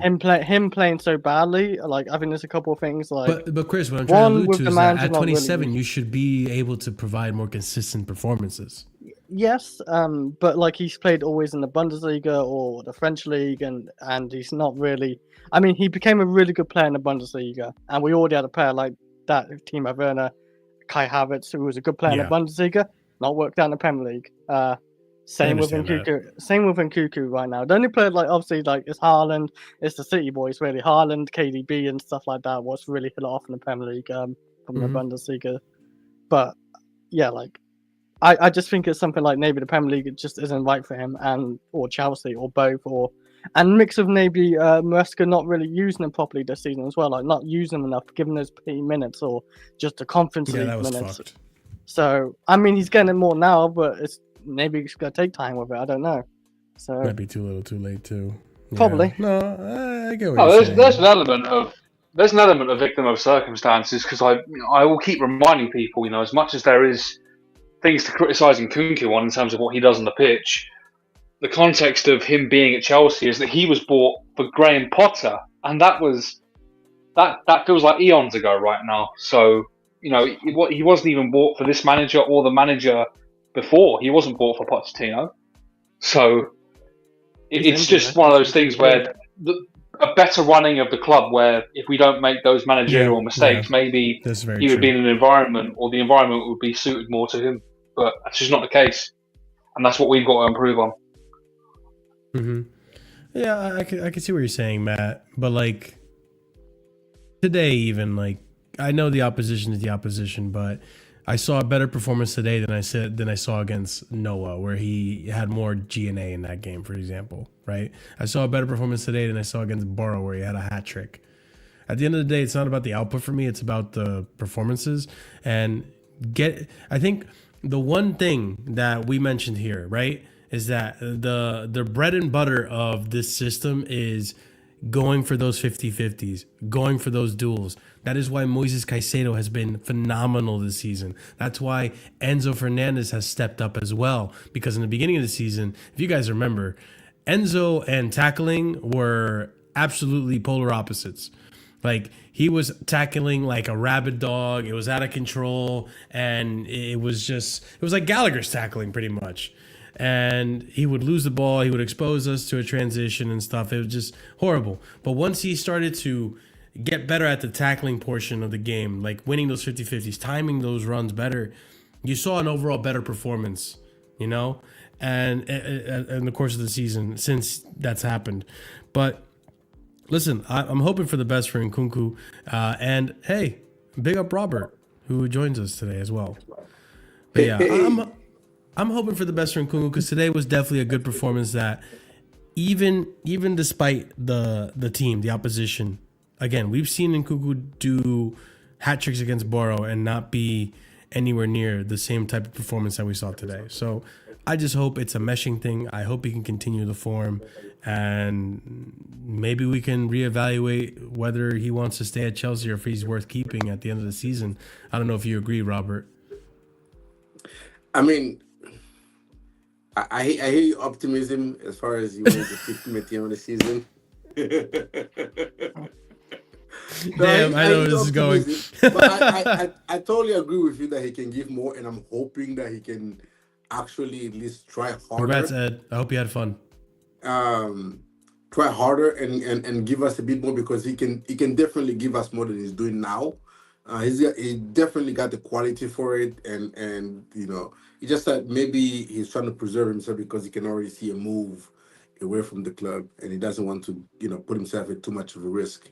But yeah, as far as you saying you hope that he can stay here, he can be a you know, if he keeps playing like this season. If he keep playing like this, and if Nkunku stays, it's gonna be a constant question of where do we play him to get the best out of him. Like, it's not gonna stop after this season. Like, you know, we're gonna get a striker, we're gonna get wingers next season, we're gonna have a 10, and you know, he just doesn't fit in the Maresca system that well. You know, I'm sorry to say. I mean, you know, desperate time call for desperate measures. I don't think Nkunku is a player that absolutely fits in the Maresca system, especially when you have Enzo Fernandez playing in the advanced 8 role that Maresca said Nkunku is best suited at. He's not gonna drop Enzo Fernandez for Nkunku, because you lose so much on and off the ball. You see, Nkunku, this is what happens, man. I've been criticizing you all season long, and the moment you give me a good performance, I'm backing you, and it's everyone now. It's me against the world. Oh man, like, listen, I liked his performance today. That's all I can say. I mean, that's fine. I've been saying from the left side he can work. Yeah, maybe he doesn't. I think, but he's already gone. Oh, that's also a good point. He's also above the wage structure, so he's gone anyway. That's a good point. What's he on? 200k a week? That's 230, I believe. 230. Like, the highest end is Reece James at 250, and I thought, like, I think he and Fofana are about 230. Fofana's 200. Fofana's on 200. Yeah. Fair. Yeah, that's a lot of money for a guy who's always injured, though. But yeah, another performance that I definitely wanted to. He's on the bench today. Fair enough. He made the bench. Oh, Fofana. Yeah. Hey, it's something, you know. He's got the boots on now. I really hope he wasn't rushed. Hey, more than that, he shouldn't be on the bench. He shouldn't be back. Like, he shouldn't be. I am nervous. Let's keep it back. He shouldn't be back. Wait, you think he's rushed? Yeah, he rushed him. Like, I think the physio's advice to him was to get surgery, and he said no. He rejected that option. And you know, because he wanted to finish off the season. He just wanted to stay, and it is one of those where you are injury prone, so you need to fix the issue rather than try to put a band-aid on it. And he thought he could just put a band-aid on it and come back, you know, toward the end of the season, you know, or in February or March, and play out the season, and hopefully that will be fine. But I am afraid with him, with his build and how he is in the challenges and whatnot. I just think he should just get the thing fixed and not worry about coming back, you know, and try not to rush the season. He shouldn't be back at all, I don't think. But you know, hopefully he proves Maresca and myself wrong. I mean, I hope so too, because he is a scary one where, you know, in the beginning of the season, I was pretty critical about his performances in terms of, like, he was making all these silly errors and mistakes, didn't look up to as sharp as everyone else because he was out for so long. And then as the season went on, he was looking better and sharper, more improved. He was starting to make runs up the pitch, stuff that we weren't seeing early onset. And he was definitely becoming the better of the two pairing between him and Colwell. But you're not wrong. I mean, considering his injury history and looking at what just the whole fiasco between Maresca saying this and the medical team saying that, him saying this as well, it's like you can kind of tell he wants to play out the season and he's willing to risk, you know, re-injuring that. I think it was a hamstring he got injured, I believe, right? Yeah. He was willing to re-risk injuring that hamstring to be able to finish out the season. I hope Maresca is aware of this and takes his time in betting him into the team. If he doesn't need to play him, then don't. You know, against Leicester, like, I don't think we need to play him. We can maybe sub him on like last 10 minutes or so. Give him a few minutes if you want. Do you not find it even weird that Moresca didn't announce his return in the press conference? It was a French journalist that broke the story that Fofana is back from injury. I didn't even notice that. Yeah, so Moresca didn't announce that he's back. It's Fabrice Hawkins, the French journalist, that actually broke the news. Was it this morning? Mm-hmm. This morning, yeah. That Fofana is back, which means that Fofana is the one that, Well, how long is Chalobah out for then? I thought it was just like a little knock. He's only out for a game. Yeah, so he's going to be back as well. So we shouldn't need 7 to 10 days. I mean, do you trust Chalobah though, Chris? Really? Come on. It's not like. Do you want to win games? Well, I don't want to see Fofana get injured again. Because we have enough. He's a good player, Fofana, but if we rush him so soon and he gets injured for a good while, a few months extra, I look at as well, what's his name, Van der Ven and Romero when they got rushed back for Chelsea. What happened? One of them got injured straight away 10 minutes later. But see, that's the thing. I don't want him to rush. And Van der Ven's gone. At the end of the Leicester game, obviously, I don't think Fofana plays against Copenhagen. If he does, I'd be really shocked. I'd be really shocked to see Fofana against Copenhagen. Yeah. It could potentially be, so that gives him another week of rest, right, to recover from the injury. And then we can really play Tosin a lot of games against Leicester. And listen, Tosin. I don't think Fofana's even registered for the Europa Conference League. Oh yeah, you're right. So he's going to have an extra 2 weeks. I don't think we did. We registered Palmer. I know Palmer was one of the guys registered. I can't remember. There was 3 that were registered. I think we registered Palmer, Chalobah, and who was it? Yeah, Chalobah. And there was one more. It wasn't Chalobah. When I say it wasn't,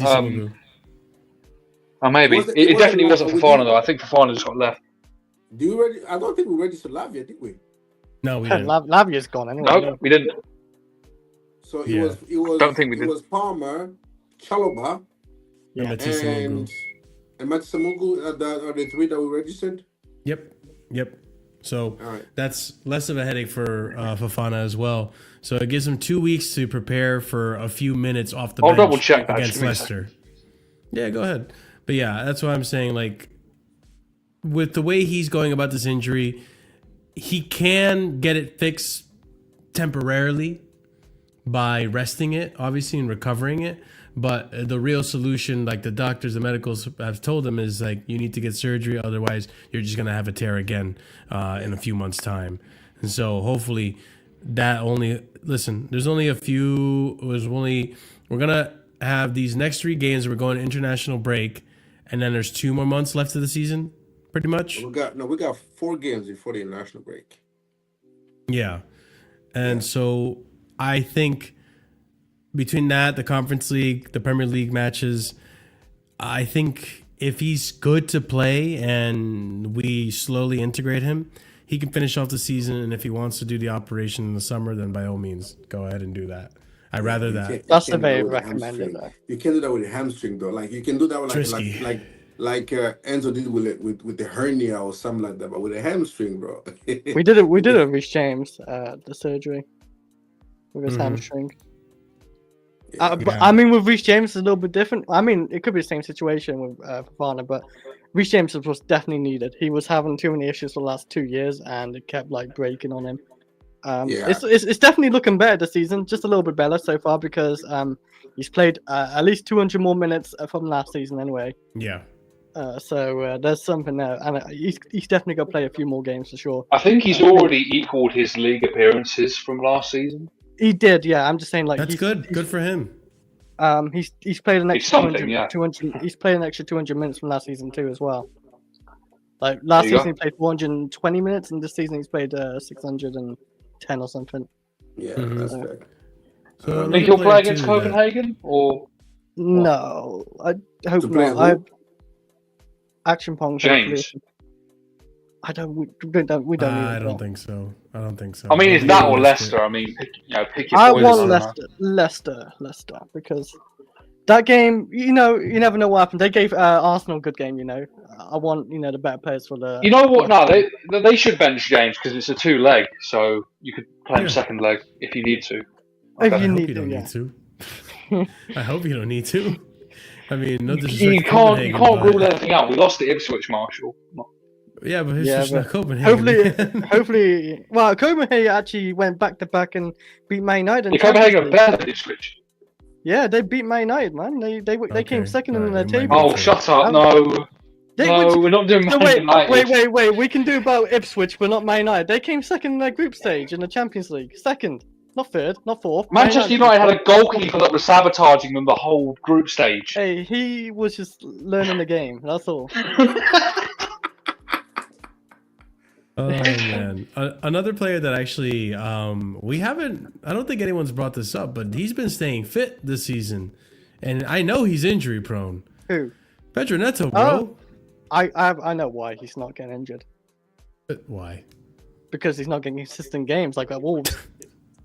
Fair enough. Yeah, I think it's simple as that. He's still getting a lot of games though. Yeah, I mean he's not getting injured. That's good, but like yeah, he's been. We've not given him consistent run yet, and. I don't know, it's never Madueke. He's an injury-prone player. Came to Chelsea, doesn't really get injuries. Yeah, that's true. Until recently, he got the little hamstring thing. Yeah. But, Squawka saying here that tonight was the first time that Pedro Neto has scored and assisted in a Premier League game, and then Maresca came out and said, "In this moment, we have." That's the first time ever, by the way, not just at Chelsea. Oh wow! In this moment, we have 5, 6, 7 important injuries. All the clubs. When they have this kind of injuries, we are all on the same page. We started the season very good for a long period. Then with injuries, especially to our box striker, we tried different solutions. We tried with Pedro as a number 9 last week. He was good. Then tonight as well.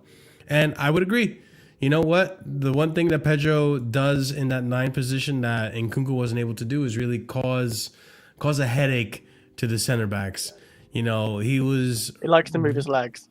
Yeah, I mean, he was moving up and down the wide channels a lot, and linking up and dropping to left wing sometimes. He would drop to right wing sometimes and drop to the middle. And it was just putting in the work rate that I think was good to see. And he got his goal today as well, which was nice to see as well for him. He runs, exactly, Matt. So, I mean, Pedro Neto, I'm not saying this is his permanent position. I don't think it should be, to be honest. But for what we need of him and for what, we need of that striker position, he's doing a shift. Even his hold-up play is not that bad. I mean, yeah, it's not bad. Considering how much we when we played Nkunku up top, like Neto's hold-up play, where he will receive the ball from either Levi or even Jorgensen, and just hold it up and bring others into the play, and we're on the attack. I was quite impressed. Considering when Nkunku is up there, we have no hold-up play at all whatsoever. That is true. Chris Oliver, what do you guys think of the recent Neto performances at the 9, or as a false 9, really?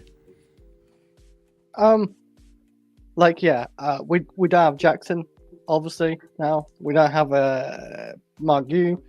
I don't want to see Nkunku up top, and he moves his legs. I like Nkunku. Nkunku can never really move his leg up and strike. He just sits there roaming around and not really move that much and be static. And picking up daisies. Neto's not really a goal scorer, but he will give you runs, he'll give you a link up. Like I said, his hold up play was not too bad today. If you can't really have any other strikers, I'll play Neto up there. I was saying Madueke before his injured. I would have looked at Madueke up strike because he likes to shoot and he likes to move as well. But Neto, I'd take Neto up top because we don't really have any other options, and he's what we got best now. So yeah. Facts. Oliver, what do you think of Neto in that position? I really like it. I mean, I know he's played there at times at Wolves, and I didn't see much of that. So he has played at striker before. I don't know to what effect or was it second striker? Things of that nature. Striker? I don't know. I think I remember seeing him playing with another striker. He's that second striker behind. Well, I don't know this because Wolves always play with a front 3, so they don't really play in a pair. Not really, no. I think it's been on only very rare occasions, but he's done it before. But regardless of that, watching him, it's just his movement really. Like, what I love, like how he can drift from the flanks from one to the other. It's kind of, he's not a Jackson like for like, but if you're looking for something close with how you're compatible on both sides to move from the center, he does that. And then also because he is a winger, you get some of that where he'll end up on the flank and then he can start doing his winger things. He can take people on 1v1 and just it stretches the defense. It's definitely, on evidence and both on evidence and in theory, it's the best solution right now. And I'm glad because I saw the lineup and I was worried that with the particular players that were in the front line today, I thought we were going back to type with Nkunku at striker. I'm very happy that didn't happen, and it definitely paid dividends today. And you know what? Like, that's one thing, like, I got to give kudos to Maresca. Like, this is something that a lot of us have been asking for. Change it up in terms of, like, the personnel. Like, Nkunku's not working, you have to find a solution, right? And so he puts Netto there, which some people said on a whim. If you play FIFA, then sure, maybe you said it because you play your Netto card on and striker in FIFA. I've been doing that lately. He's got a finesse plus. There you go. If you're Chris, then you can see why Netto and the striker works. But it's these solutions that, okay, now you're seeing Nkunku getting more involved and Netto is helping out, and now we're creating a little bit more in the attack, whereas before we were lackluster. No shots against Brighton. Remember that? Like, that was not too long ago. And now you make those adaptations, you make those changes, and listen, the thing is right now where the team is at, we need to make it to international break. If we can get to international break and come back from that, our squad will look a lot more fuller because we have Lavia coming back from injury, as well as Jackson coming back from injury, and probably a few others, to be honest. Nani Madueke, another one coming back from injury. Our team coming back. Badiashile too, who is another one that's going to be. Yeah, he's already in training. Yeah, it's back. It's back in training already. We like to disregard it a lot, but like we actually have been suffering from a bit of an injury crisis that,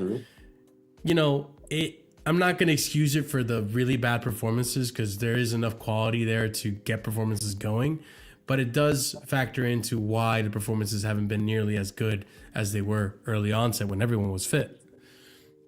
Prime, did you want to add anything to the Netto comment while you're here? Or the Netto segment, I should say. Not really the comment.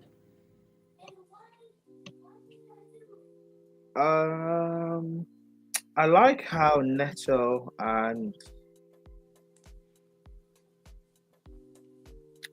our attack, like, even though some performances weren't that good, Palmer and Nkunku particularly, I like how our attack looked because it was a lot more fluid. It's a lot more interchange from certain players, which I actually like. And I've been calling for that since we played Liverpool earlier in the season. I want more interchange from our wide players or from just the forward line in general. It makes us a lot more like unpredictable. And we saw that a bit today. Again, granted, it is just Southampton, so we'll see how it goes against Copenhagen and Leicester. But I don't know. Maybe if this is signs for something to build off of when certain players come back from injury, then that's only a good thing. But yeah, Netto played very well today. Enzo also was brilliant in midfield. Should have got 2 assists. I'm glad you brought that up because I'll bring up Enzo's stats right now, actually. Here we go from the Who Scored stats here. 58 out of 66 passes completed, 6 key passes, 9 passes into the final third, 3 big chances created, 2 out of 2 accurate crosses, 4 out of 5 accurate long balls, 2 tackles, 7 ball recoveries, 5 out of 5 ground duels won, 2 fouls won, 8.48. Oh, no one cares about the Who Scored rating. Okay. Excellent performance overall. This guy was involved today. What do you mean no one cares? No one cares about the Who Scored rating, man. Those Who Scored ratings are bad. I mean, I'm probably I thought you meant. Oh, I thought you meant us. I thought because no one responded. You were. No. No. Yeah, Enzo Fernandez today, in my opinion, my man of the match, because he was just so involved. He did get, he did put some chances on platters for people. Palmer being one that scuffed it a few times, nearly scored a few times. This guy, man, he's really turned to become like one of the key players in this lineup. Really starting to become an undroppable player, which was very much needed, in comparison to last season, where I still appreciated what he was doing.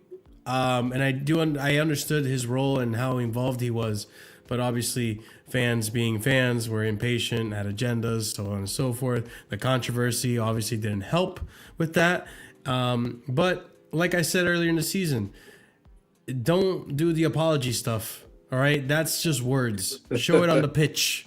Yeah. Show me that you care. Show me that, this is a mistake that you made and you can be more mature. And I think right so far, man, he's showing it. Like in these past few games, he's been one of the few players that have looked like they cared. And today, when the rest of the team step up, like, bro, it platforms him even more. What do we think of his performance today, ladies and gents? Oh, there's another stat here. I forgot. 1 second. Enzo Fernandez is the first player to create 5+ chances, win 5+ duels, and win 5+ films possession 5 times in the Premier League game, multiple times this season, against Bournemouth and against Southampton. So the first player in the Premier League to have more than 5 chances, 5 duels won, and 5 possessions won in a match. Impressive stats, Enzo Fernandez. Man of the match. You agree, sorry. Man of the match? Sorry, you go, Robert. No, I definitely, he was my man of the match. I think even in our bad performances, he's been, when against Villa, I thought he played well. Even when we haven't won, he's like, he hasn't been, as bad as the others. And he's, again, in my opinion, I've called him our most important player, because when he's on point, when he's playing like this, like it doesn't matter what the Palmer is like today. Palmer doesn't have it, but because Enzo is there doing the job and doing the work and feeding everybody else, it doesn't matter. Everybody else is eating. And the myth that he doesn't work, he's lazy, he doesn't off the ball, he doesn't work hard, is like that's like wide off Robert, the you're spending mark. way too much on Twitter. That's crazy that people are saying that. That he doesn't work. That's insane. I know, or he doesn't work hard, or he's lazy. He's not built for the Premier League, for the physicality of the Premier League. Man, forget that. Forget the nonsense. Like, bro, I remember. People, it's so funny you said that, because it just triggered a memory in my head, bro. I remember when we still had Jorginho and we were trying to sign Enzo. There were literally Chelsea fans showing images of the sweat on Enzo Fernandez's kit and saying, look at how hard he works. Yeah. And now you're saying this. It's actually crazy. I've seen that. I mean, as RSM said, you got people sniffing his shorts at the stadium as well. People just seem to be into that kind of stuff. That makes sure, man. Go ahead, if it's Robert, worth go money, ahead. man. If it's worth any money. No, I think Enzo Fernandez is one of the, in my opinion, he's our most important player, but he's just one of those undroppable and player that you can replace.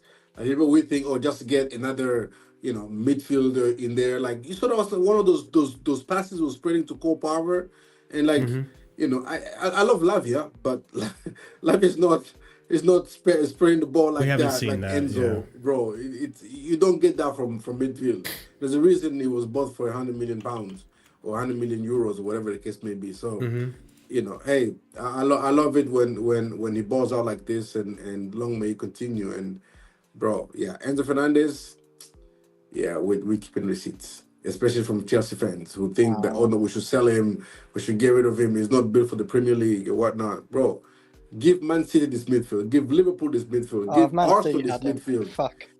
Give Liverpool, he would cook under Liverpool. So give Real Madrid this midfield. Give Barca this midfield. Give Bayern Munich this. Barcelona would go bankrupt with Enzo. bro, all of this elite team, give them Enzo Fernandez and see how much they appreciate him over what we do. We like PMP. We like the, for lack of a better word, the Declan Rice, the Conor Gallagher type midfield. We don't, some reason we don't rate the Enzo Fernandez type. Okay. Enzo robbed an assist, man.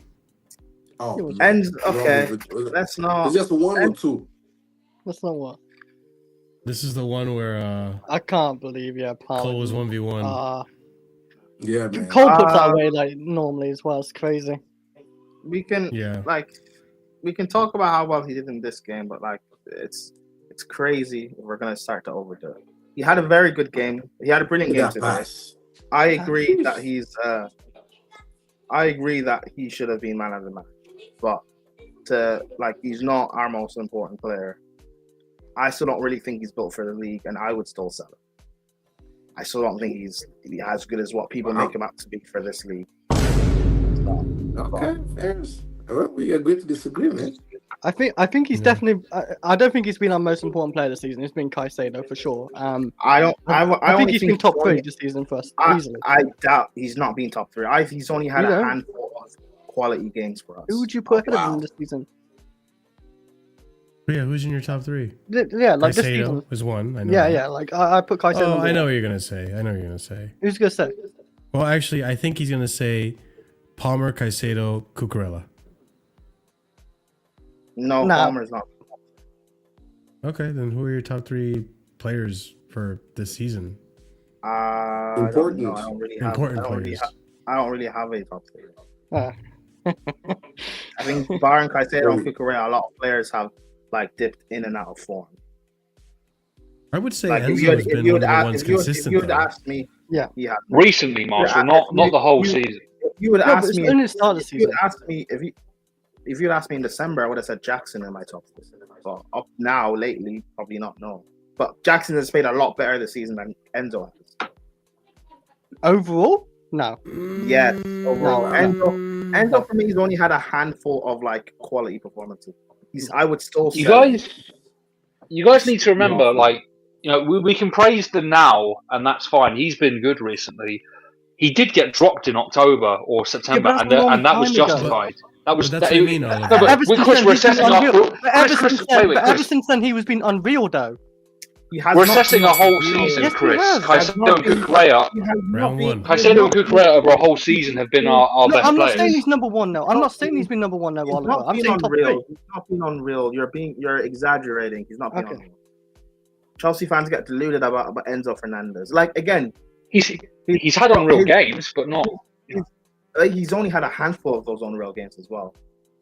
And for the most part, other than this game against Southampton, most of the unreal games Enzo has had is when he's been protected in midfield by Caicedo and another midfielder, whether it be Lavia or in the last game against Villa, Reece James. Enzo cannot play in A2, especially the way Maresca wants to play. Enzo cannot play in A2 in the Premier League. He definitely can't play as a partner with Caicedo. I personally would sell him. I want to get rid of him. Personally, if he's not going to be doing this consistently, what he did tonight, and again, he did this against Southampton, who are bottom of the league. He has not been consistent. I think we're seeing something different, Marshall. I think we've been seeing something different since that patch of form that Oliver mentioned in October. Yeah, he's been. I think he's been really consistent. His game has stepped up, and he's been one of our more consistent players. Yeah, in this bad patch. Fine, we can agree to disagree. He offers something different to what other midfielders don't have, and that's great to have. He's he offers being a defensive liability. He offers no legs. Okay. I mean, we got other defensive liabilities too. We got other defensive liabilities before Enzo. Anyway, our centre backs and so on before that. I mean, our goalkeeper. And you're talking about other midfielders. Lavia's injury prone. Yep. Usually Hall barely gets games, and then there's Caicedo. The thing with me is, I'll listen to shouts for Fernandes to be sold. I'm not going to deny people the right to have that opinion. I need a replacement though, because not only with what Prime said that Lavia is injury prone, there's not enough creativity in the Caicedo Lavia pivot. I watched that play against Liverpool, and our attack was sterile. I agree. Yeah, but our attack was sterile because Palmer got a man mark. My thing is, like, a lot of it also because Enzo wasn't in there. Our creativity No, plummets. This is the thing that people seem to overlook. can I- Our creativity plummets when Enzo's not in the team. Go If ahead, you say Prime. I'm so. sorry. This is why our best performances came with Caicedo as the inverted right back. Get all three on the pitch at the same time. Yes, have but all three again, when Enzo's protected, Enzo was protected by Caicedo and Lavia, so he looked a lot better because he had no defensive responsibility. I mean, Lavia's Okay, been gone for a good hold while, on. though. Hold Lavia's on, been hold gone for a on, good hold while. on. Prime, Anyway. Prime. I have to test your logic now. Wow. All right, we're gonna do this science experiment. Would you say the same thing? Go ahead. Make your point, and then I gotta test your statement. Would you say the same thing about? Okay, I'm not making direct comparisons, people. All right, but Prime literally just said Enzo Fernandez's best performance, or he's at his best only when he has someone like Caicedo to defend him. No, no. You're miswording what I'm saying. I'm saying for the again, aside from this, for the most part of this season, like in the league, his best performances have come when he's had like Caicedo and Lavia with him in midfield. So he's had the freedom. Him. Like I'm talking about like a full game. Like for example, against Wolves, against Brighton earlier in the season, I think Enzo had a brilliant second half in both those games. Okay. I said it here on the review. It was brilliant in those second half. But I'm talking about for 4 games when we played Villa earlier or towards the end of the back half of the season, first half of the season. He was brilliant in that game. Against Spurs, he was brilliant in that game as well. But he had Caicedo and Lavia next to him. Mm-hmm. Now, here's the thing. I don't know. Are you saying that in a sense to kind of peg down a little bit the performances because he's being protected? You don't think he's as good as a player? No. That's not protect. Okay. No, I'm saying that because he has less defensive responsibility, so he's then allowed to just play his game, or play the way Maresca wants him to play. But if he's playing in a 2-man midfield, like there's going to be a lot of games in a lot of teams in the Premier League that will target him because he lacks the physicality. And that's not even like disrespecting Enzo, because I've said many times his profile of player, I actually like that. I like the technical players. However, I do also know what this league is, and unless you're like a Jorginho, where you're experienced playing deeper, you know how to play out of a press, you don't get pressed easily, you can dictate the tempo of the game, which Enzo doesn't do for us a lot of the time. A lot of these end-to-end basketball games that we have, that Maresca has complained about, we don't dictate the tempo of the game. And I'm not even saying that's also all on him. That's that's also on other players as well. However, like Villa was not on him at all. But he's the Villa one I'm not blaming on him. But he's meant to be our metronome in midfield. And if he's not controlling the games, what else is there? Now, for me, the great, like, as much as I said I would sell Enzo, for me, the midfield depth I want is Caicedo, Lavia, Enzo, Santos, and Leslie. I think having that as, how much is that? Is that 5? Having those 5 midfielders. Having those 5, that's what I wanted in the summer going into the season. Because Lavia, you can't trust to stay fit. Enzo, like, I don't think you can just be continuously playing him because he's going to get burnt out easily. Caicedo, we've seen he's starting to get burnt out. You have Lavia and Santos who just bring in legs, and they have quality within them as well. That's what personally I wanted going into the season. But what was the question you're trying to make about? What was the question you're trying to make about? No, because for me, it made it seem like you were trying to discredit Enzo's performances because it seemed like very much like City players were reliant on Rodri as a crutch. Like, Rodri, I need you to be in the team for me to perform. It's kind of the similar take with like, well, in order for Enzo Fernandez to perform, he needs a Caicedo. So Rodri, KDB. But you need a balance. Just like City need a defensive midfielder because they have a hole. No, that's fair. In the team. For Enzo, like, in order for him to have just the freedom, he needs protection in the midfield. I don't completely agree, but I see where you're coming from. I would like a 3-man midfield for us to play, but we don't. We play with a 2, and then one of the guys in the pivot goes forward, and then a fullback inverts. So that's why I would like, if everyone's fit, we play with a 4. Play Caicedo at right. Well, yeah, but play Caicedo at right back and have him invert. Robert, you look like you have a lot of thoughts. No, I'm just listening to this the Prime giving his Enzo take, and I mean it is not Enzo's not for everyone, and I understand that. I see him as a player that when he's playing, our attack is much more coherent and our attack flows much better and much quicker. When he's not, then as we've seen in a few games, then Palmer has to drop down and become the creator, and we lose that creativity from Palmer in the final third.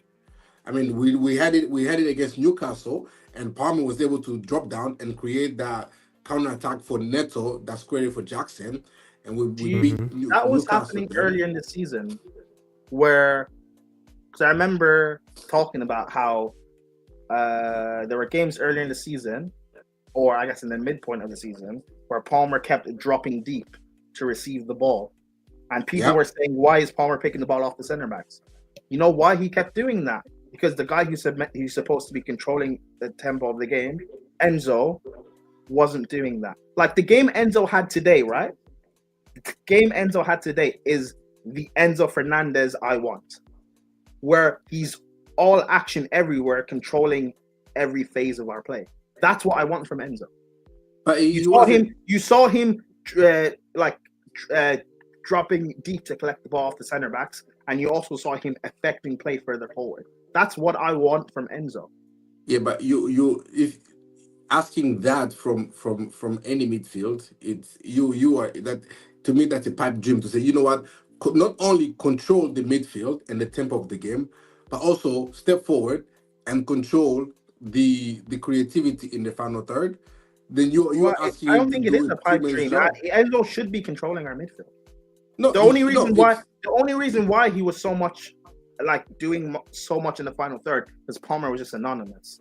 But if Palmer was actually on his job, but my overall point with Enzo Fernandez is if you ask him, there's no midfield that you're gonna ask, you know what, create in the final third and dictate the play from deep at the same time. That's impossible. There's no midfield in the world football that does that. You know what I'm saying? Okay. So how about I just ask him to dictate the tempo of the midfield? But that's exactly he can do. He does that for Argentina because the Argentinian coach asked him for that. But Enzo Maresca does not ask him for that. Enzo Maresca wants his center backs to dictate the tempo of the game, and so you see most of our center backs are the ones that initiate, and usually Colwill will play directly to Jackson, which eliminates the need to have an Enzo in the midfield. Funny guy that Colwill. Play when you can bypass the midfield from right. Colwill direct to Jackson. And then Maresca uses Enzo as like a box crasher to be in the final third. Yes. And somebody to connect and to make the switches, the wing. Diagonal passes. Enzo's not. Yes, but Enzo's not necessarily the best at doing that. So he's the best in our team for doing that. In our team. But I mean in general, he's not the best at doing it. Yeah, he's not the best in the world at doing that. He's the best in our team.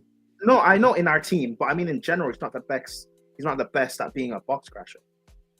Yeah, that's Cucurella, man. Cucurella's our best. Cucurella's got that right now, he's good at it. No, but I mean the role if that's the role Enzo's supposed to be playing in the team, and he's not necessarily good at it. Because when Maresca was appointed, I assumed that Enzo would be our deepest midfielder, controlling, because that's what Harry Winks was doing last year.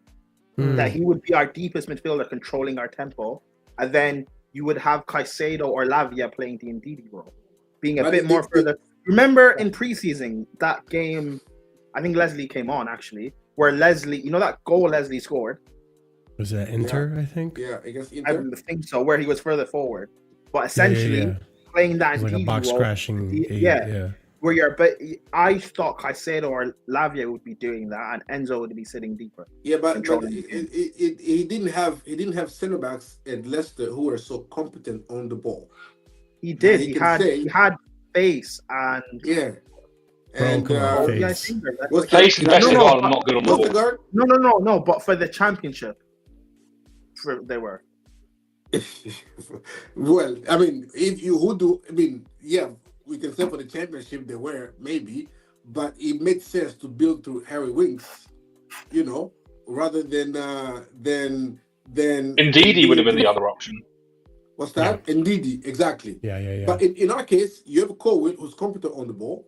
You have the Badiashile, you have Tosin who's competent on the ball. Fofana can carry out of the defense and bait the press. So our center backs can bait the press and play directly into the attack. So it makes sense that Enzo be further forward than be a deep line playmaker. I would get it if we didn't have competent center backs to do the deep line playmaker and build that play from. But we do. We have Liverpool who can feed the ball directly into Jackson in the final third. So we need an Enzo Fernandez to be in the final third, to link up with Jackson and Palmer and the wingers, then to give us more opportunity to crash the box and to put us in better goal scoring opportunities. But again, is it his natural game? It's not his natural game. His natural game, I agree with you, is to be a deep line playmaker. Because that's how it's for Argentina. I think that's how you get the best out of Enzo. I don't think we do get the best out of Enzo. And I think that's kind of to a detriment to the team as well, because when he plays with Caicedo, you see when they play together, they're not natural partners. But here's the thing, though. Like, I see what you guys are coming from, and I slightly disagree with the best of Enzo is a deep lying playmaker role, right? Because let's also add context to it. One of the reasons, if not the reason, he plays a deep lying playmaker role for Argentina is because you got Messi in the 10. So you don't need to be doing box crashing or creating or anything. You have one of the greatest creators in the world in front of you, right? But that aside, right? When you look at what he was doing at Benfica, he had a lot of attack-related stats that was basically why I always compared him to the opposite. He's the yin to Jorginho's yang. Like, both of them can pass. They both have good passing ability. But one is more of an aggressive passer and can find himself in goal. And the other one is more of a defender that can also be more of a possession-based passer, right? So when you look at what Enzo Fernandez was doing at Benfica, he was doing the same things like box crashing and taking strikes from outside the box. And, he was getting goals as well. So I think you have a player that has the ability to do a box crashing attacking 8 role, as well as a player that can also do a shift in the deep lying playmaker role. But as of recently, when we have asked of that deep lying playmaker role, we know that Enzo Fernandez, in terms of keeping possession, is a liability. So I think you do. You think he's a liability when keeping possession? Yes, 100%. I disagree. Keeping possession of the ball. Yes. You think he's a liability? I think Enzo Fernandez is a liability when it comes to keeping possession. What do you mean by that? Like, he can get dispossessed. Like, we've seen him multiple times where he'll get caught in transition, he'll lose the ball, he'll get dispossessed like that. He'll get pressed. That's what I mean by dispossessed. Not he can ping a pass and he'll find players and he can dictate the tempo in that way. He's less press resistant. He's less press resistant than Jorginho. Thank you very much, Oliver. Sure. And that is a liability for him in a deep lying position. Okay. But it's weird though, because it is weird. Well, not that, but people we're saying that he should then be more further forward and box crashing and scoring goals and being at the end of the plays. Yeah. But when Poch did that last season, we were very critical. I'm glad you said that. Hold on. I'm glad you said that. Go ahead. You're very critical and say that Enzo should be playing a lot deeper. Also, for me personally, the best I've seen of Enzo at Chelsea is that when we signed him in January until the end of the season, where he was playing deeper as like basically the Jorginho replacement as our deep line playmaker. I like that side of Enzo. I don't. Yeah, under Graham Potter. Best when he's further forward and box crashing. Mm-hmm. So I'm glad you said that because I'm not defending Potter, by the way. No one gets. No, I know you're not. And I won't either. So I'm glad you said that because I remember in the beginning of the season, he did that with Enzo. And I always thought at the back of my head, I'm like, Enzo probably could play this role. I think the issue with Poch versus what Maresca did, right? So I think in the beginning, Maresca was kind of seeing what the players could do. So he played Enzo in the 10 position. And we saw, and I said this in my review, Enzo gets in the right positions, but the clinicality, that's goal scoring, that touch, it's not there. It's not there. He knows where to be. He knows where to position himself, but he can't execute. And that's a big problem for him. And I think he knows where to be because he's an he is a very intelligent footballer. So that's why he knows where to be. But him not being able to finish, that's because he's just not good a big factor. Yeah, exactly. So, no, he doesn't have the instinct of a goal scoring finisher and attacker. Like that's not a criticism of him. No, but the difference between that and Poch for me is I just think it's the coaching. I just think it's the coaching, which is right now when you see the positions he's taking, it's similar to what Poch did. He's more of an attacking 8, right? But like it's similar to the position where he would get into those 10 positions. But I think when Enzo is a coach versus a manager like Poch would tell you express yourself on the pitch.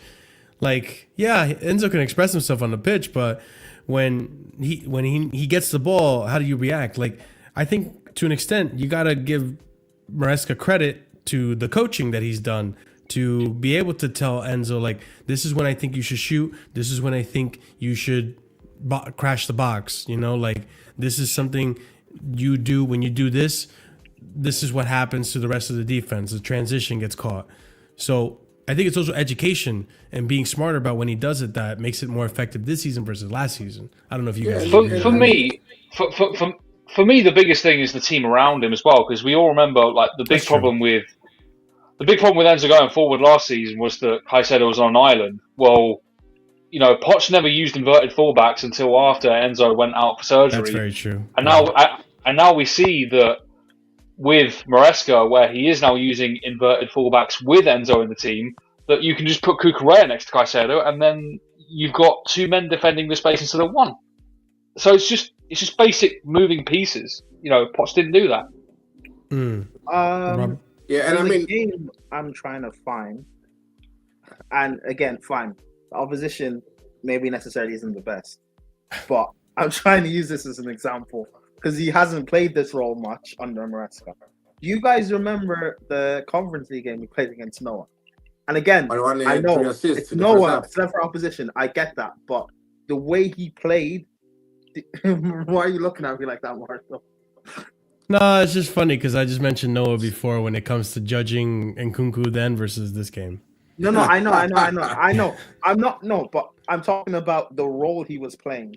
Where he was our deepest player and he was conducting the game. Yeah. That's what I want to see from him. Enzo was kind of doing that today, but he was also just being all action and further forward. But I want to see him conducting the game. I think that's when he's at his best. Go ahead, personally, Robert. For me. But yeah, sorry, Robert, you go ahead.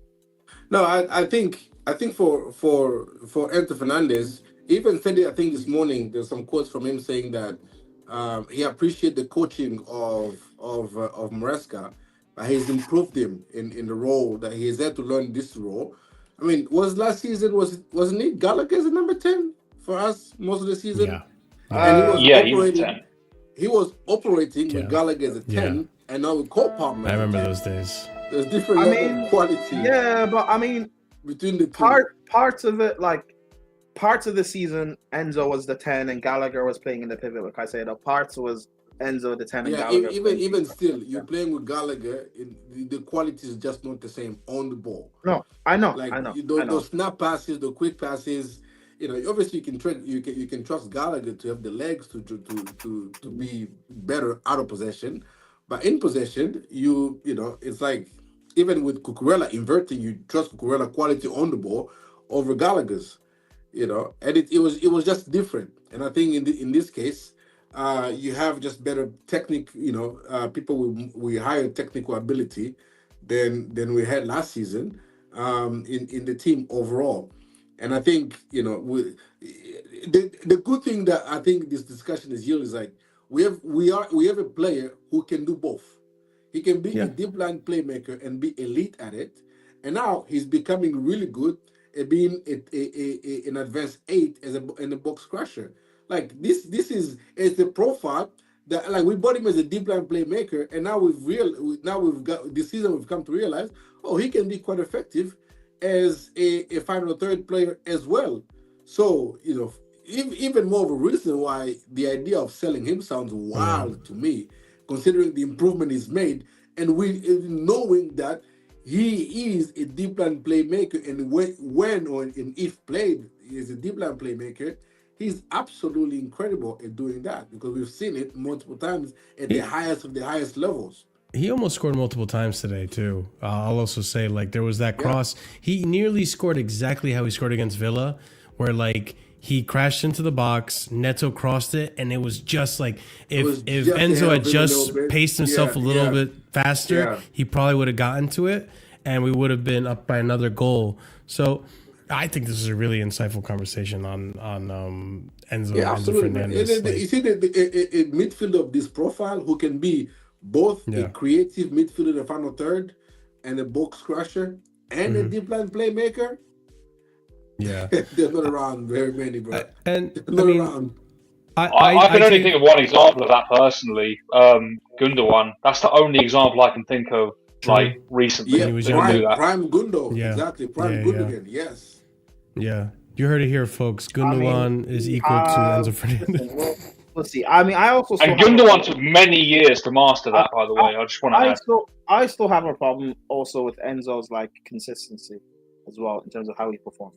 But I think he's been overall really consistent. Okay, but I don't know. We'll see, because I still think that role that Maresca is playing Enzo in, I think Santos will be better at it. I think just naturally, because you see, I need to see Santos when he comes in. Yeah, but I just think naturally, as he's just a better goal threat than Enzo. You can say maybe he's better goal threat than Enzo, but he's not a better creator than Enzo Fernandez in the final third. Yeah, and so like you see some of the passes that Enzo played today. I love Andre Santos, but to be honest with you, Andre Santos does not have not the ability, but he does not complete that pass as fast and execute it as quickly as Enzo did it, and with that exact wheel pass and that exact timing, you know, with timing the run as well. As much as I love Andre Santos, I think is the more physical, maybe he's a better box crusher. But it's better, like, he doesn't put those balls on the plate for Palmer like Enzo Fernandez did. You know, as much as I love him, neither can Lavia.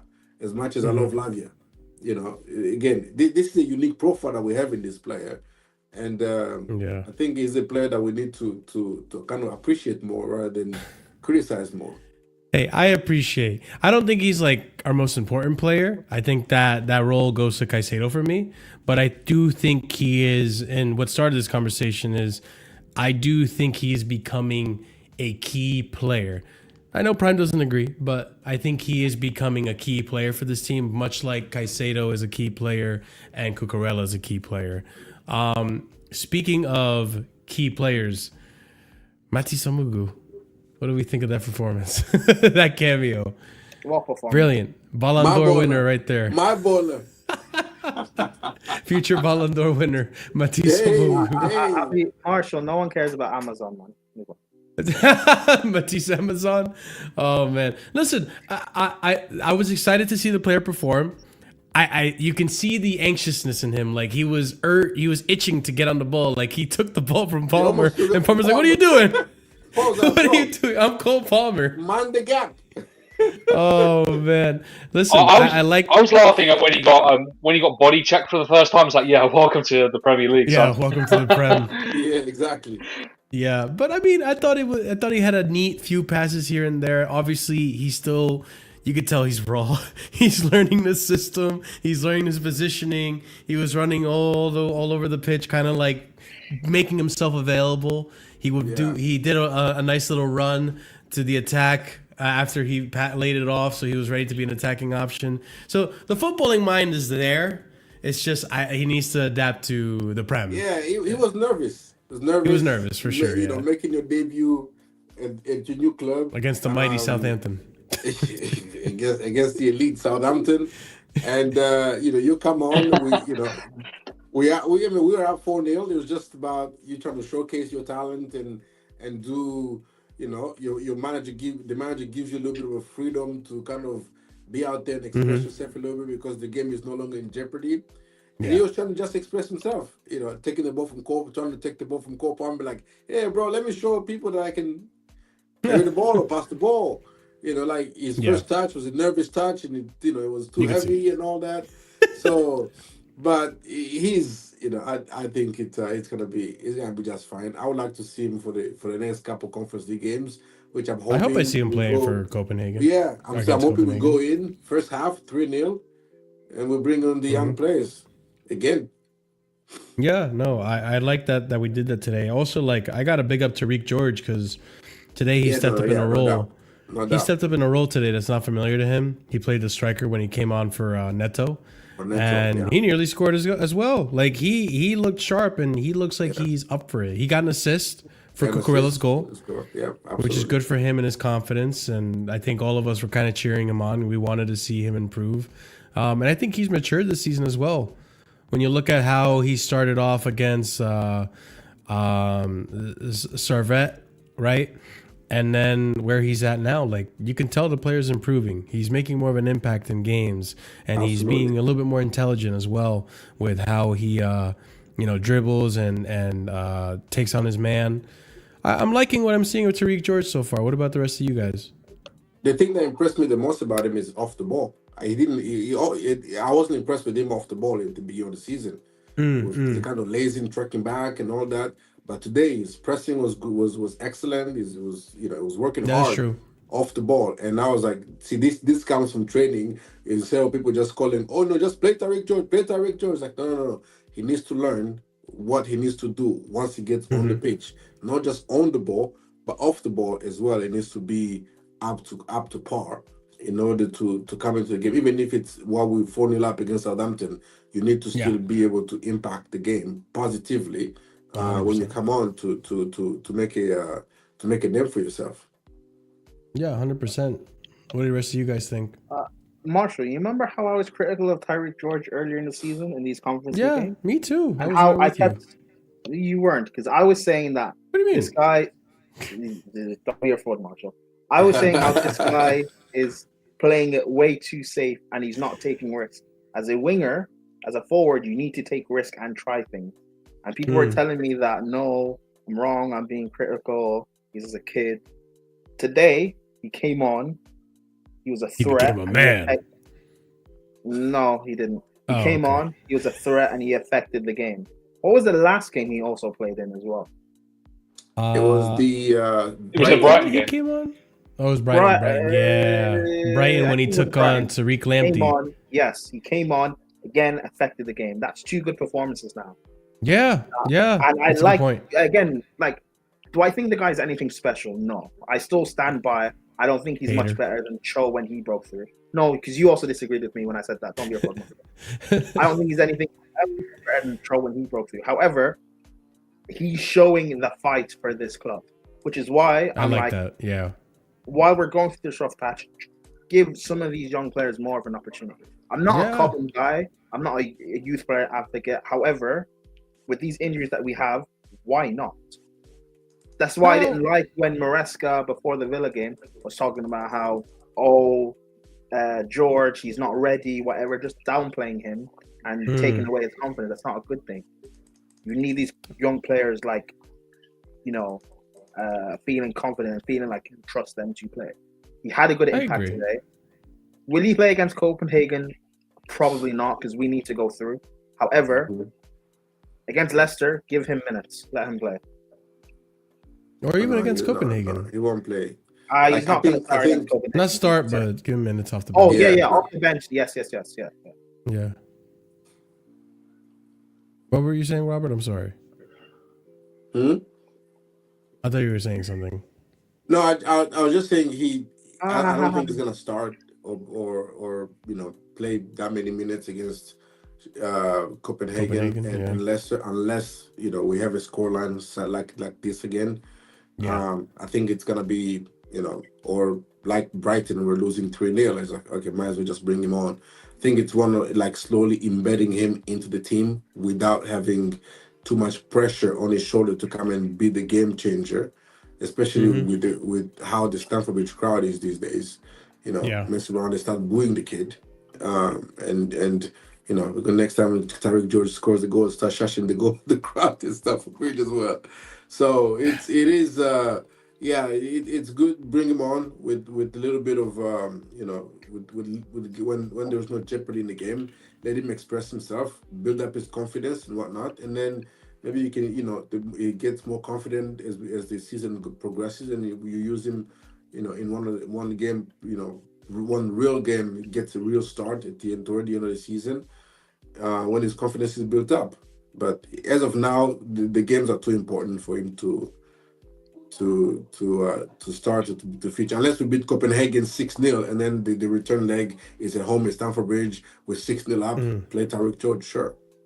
Yeah, start him at that point. Yeah, these are the consequences of not going further in either cup. We could have had these opportunities, but we threw them away. Yeah, I mean, you're not entirely wrong at all there. To be honest, could have been chances for starts. Let alone we're talking about only off the bench right now. We could have seen starts against some very low level opposition, but we didn't turn up in the cups. I agree. But speaking of youth too, like, are you guys getting frustrated with Malo Gusto getting minutes over Acheampong? Yes. Say what? Robert, are you getting frustrated with Malo Gusto getting minutes over Acheampong with Malo Gusto's recent form? No. What are we talking about here? I'll explain my side of things, because I genuinely don't think Malo Gusto's been nearly as bad as people make it out to be. I think against Villa, I think Emery got the best of Maresca with the Rashford substitution, and Rashford just had Malo Gusto's number. But in this game today, I mean, I don't think he was bad. I don't think he was great. I don't think he was... I'm used to Malo Gusto this season so far being bad. So I was okay with the performance, but I know Acheampong came on, and that's a player that, a lot of people have been asking for Gusto to be dropped so that Acheampong can get minutes, because Gusto's not been in good form. I just think it's a thing of like Acheampong.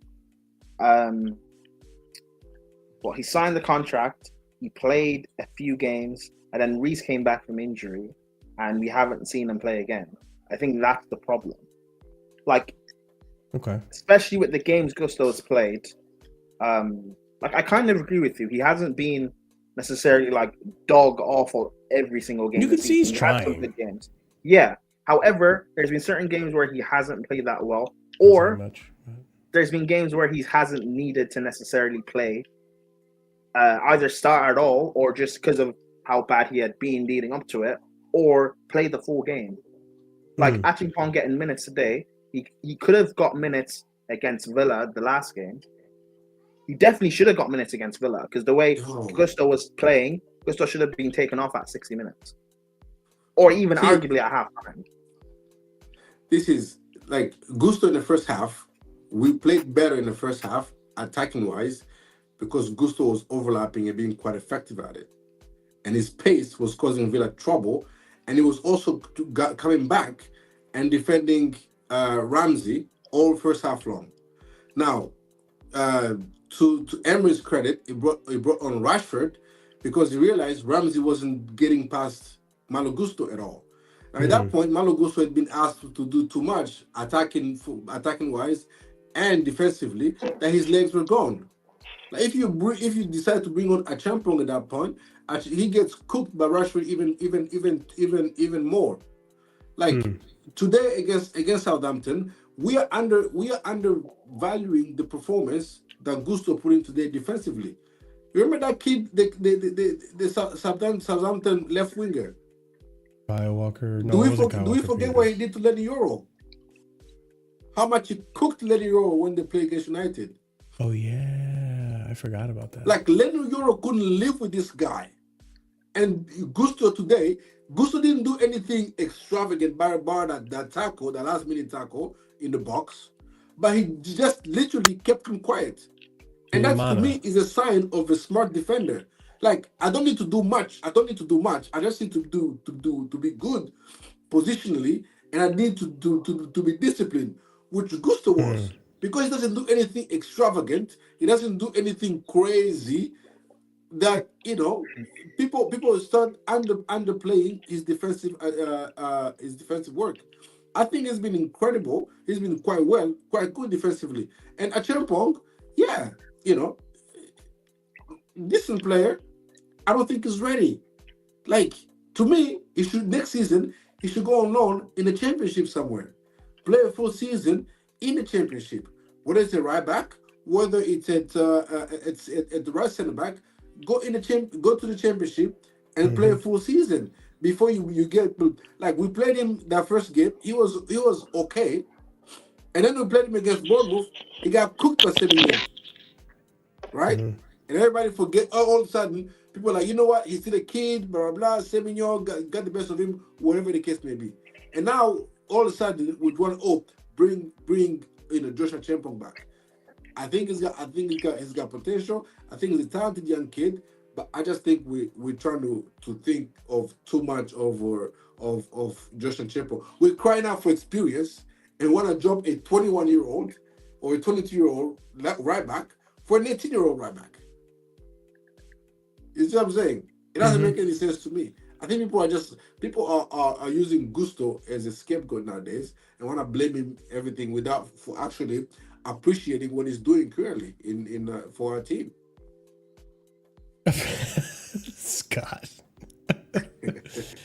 I mean, I don't necessarily disagree. I feel like Acheampong, time will tell. I think this player does need to go on a loan next season and really refine his game. I don't feel like he's necessarily ready. I think he's good. I think he's good. I think Scott's being harsh, but he's also not entirely wrong because he's not had a good season this season. But I do think Acheampong, like today's game, I think Acheampong did just fine. Like if we had played Acheampong, he would have been just fine. He would have done a job. I think that kid would have cooked him because with all due respect to Acheampong, he doesn't have Gusto space. Wait, what kid? What kid? I just had his name. Hold on, I'll pull it up again. Southampton left winger. Suleimana. He had Lenny Euro on toast. He did. And there's nobody here trying to tell me that Acheampong right now is better than Lenny Euro. And he had Lenny Euro on toast all game long. He did. And listen, Lenny Euro is an experienced defender, just like Acheampong is. I know Acheampong is talented, but the experience does add into the factor. This is the thing about Malo Gusto too. Is like, I know I say he put in an effort, like that means something. Like I know there's more to it than effort, but in these recent games when we're looking at players, especially during the Brighton matches where like they look like they could not be asked to make runs, the least I could ask for is a little bit of effort and trying. And that's what Malo Gusto has been giving me. I'm not going to be overly critical on Malo Gusto. I know he's not been great this season. I'm hoping it's all just adapting and confidence and all. But I think next season Malo Gusto will be back. We'll see the best of Malo, and we'll assess from there. I guess one last thing to really end it, because I don't think there's really many other players I really want to talk about today. Robert, what'd you think of your boy Levi? No, he had a good game. He was quite. He was. Wait, good. Levi's your boy. No, I don't. The reason he said it is because I don't. The way he said no. I don't rate him whatsoever. I think he's an atrocious. Robert, it's my first time meeting you, but thank you. Welcome to the Levi hate. That's something you two can agree on. No, but I think I'm about to leave the stream. For once, he was physical. Like I thought he was gonna give, obviously he got bullied by that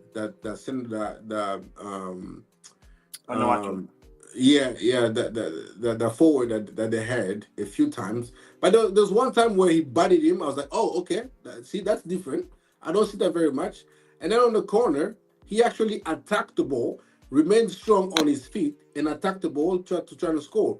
More often than not, I just see him trying to, throw himself on the floor. Every little push, he fumbles himself on the floor looking for a penalty and trying to being just soft. For once, he stayed on his feet and just, followed the track of the ball and put his head onto it and scored. And his passing from the back was better. This was better today than he has been in recent games. And he had a good game. I'm not gonna be disingenuous and scored his proper Chelsea goal today, man. No, yeah, he had a good game, and then went and shushed the crowd again. So you're talking to Chelsea goal, Marshall. Yeah, but I'm not gonna go out there and say, oh my God, he's now an elite centre back. No, I don't think it's good enough. But he had a good game against Southampton, and credit to him. Long may continue. Yeah, I hope so. He had a good game against bottom of the league Southampton. Hey, credit where credit is. You can only play with what's in front of you. So. Hey, we saw how much United struggled against their. Hey, listen, how much was it, €1? Yeah, so, Southampton cooked Liverpool. I don't know how much euros. Don't forget. A lot of money. Maybe £80 million or euros. No, but listen, you do have to give credit where it's due. I mean, all I'm really going to say on it is this: with the way he celebrated after that goal. Listen, if you're going to be doing that, then his celebration annoyed me. You need to be prepared to back that up for the rest of the season because you have not been good enough recently, and today doesn't erase that. The fact that one of the worst mentalities in this team literally goes up and says this to Nkunku, mentality. I was like, if you don't put that finger away, oh my God, he literally rattled me with that performance. I never and Oliver has been with me for a lot of watch-alongs. I don't think you can say, Oliver, I've ever reacted that way after a Chelsea goal where I told the actual player that scored to shut up. How dare you? I got mad at him. Yeah. Oh man, it was annoying. But no, like I said, overall, good for him. He's young, he'll get it eventually. Good for him. He heard my rant last stream where I told him to man up. He manned up. He got physical there in the box and got his goal. And listen as well, at the end of the day, goals are very welcome from our centre backs. We're talking about relying just on Cole Palmer. That doesn't go for the attackers as well. Just the attackers. That goes for our defenders on the set pieces as well. Cucurella can't be the only defender scoring goals. Facts. No, definitely not. Yeah, for sure. And listen, I keep saying this too. I want to see Tosin get a run of games. I'll be frank with you. Please don't bring back Chalobah in this lineup, please. Yeah, no, please don't. He's our best center back, guys. I didn't say that. Prime, I didn't say that. Chalobah's not good, guys. Hey, Scott, where are you? Come on, stay humble, eh? No, I agree with Prime on this one.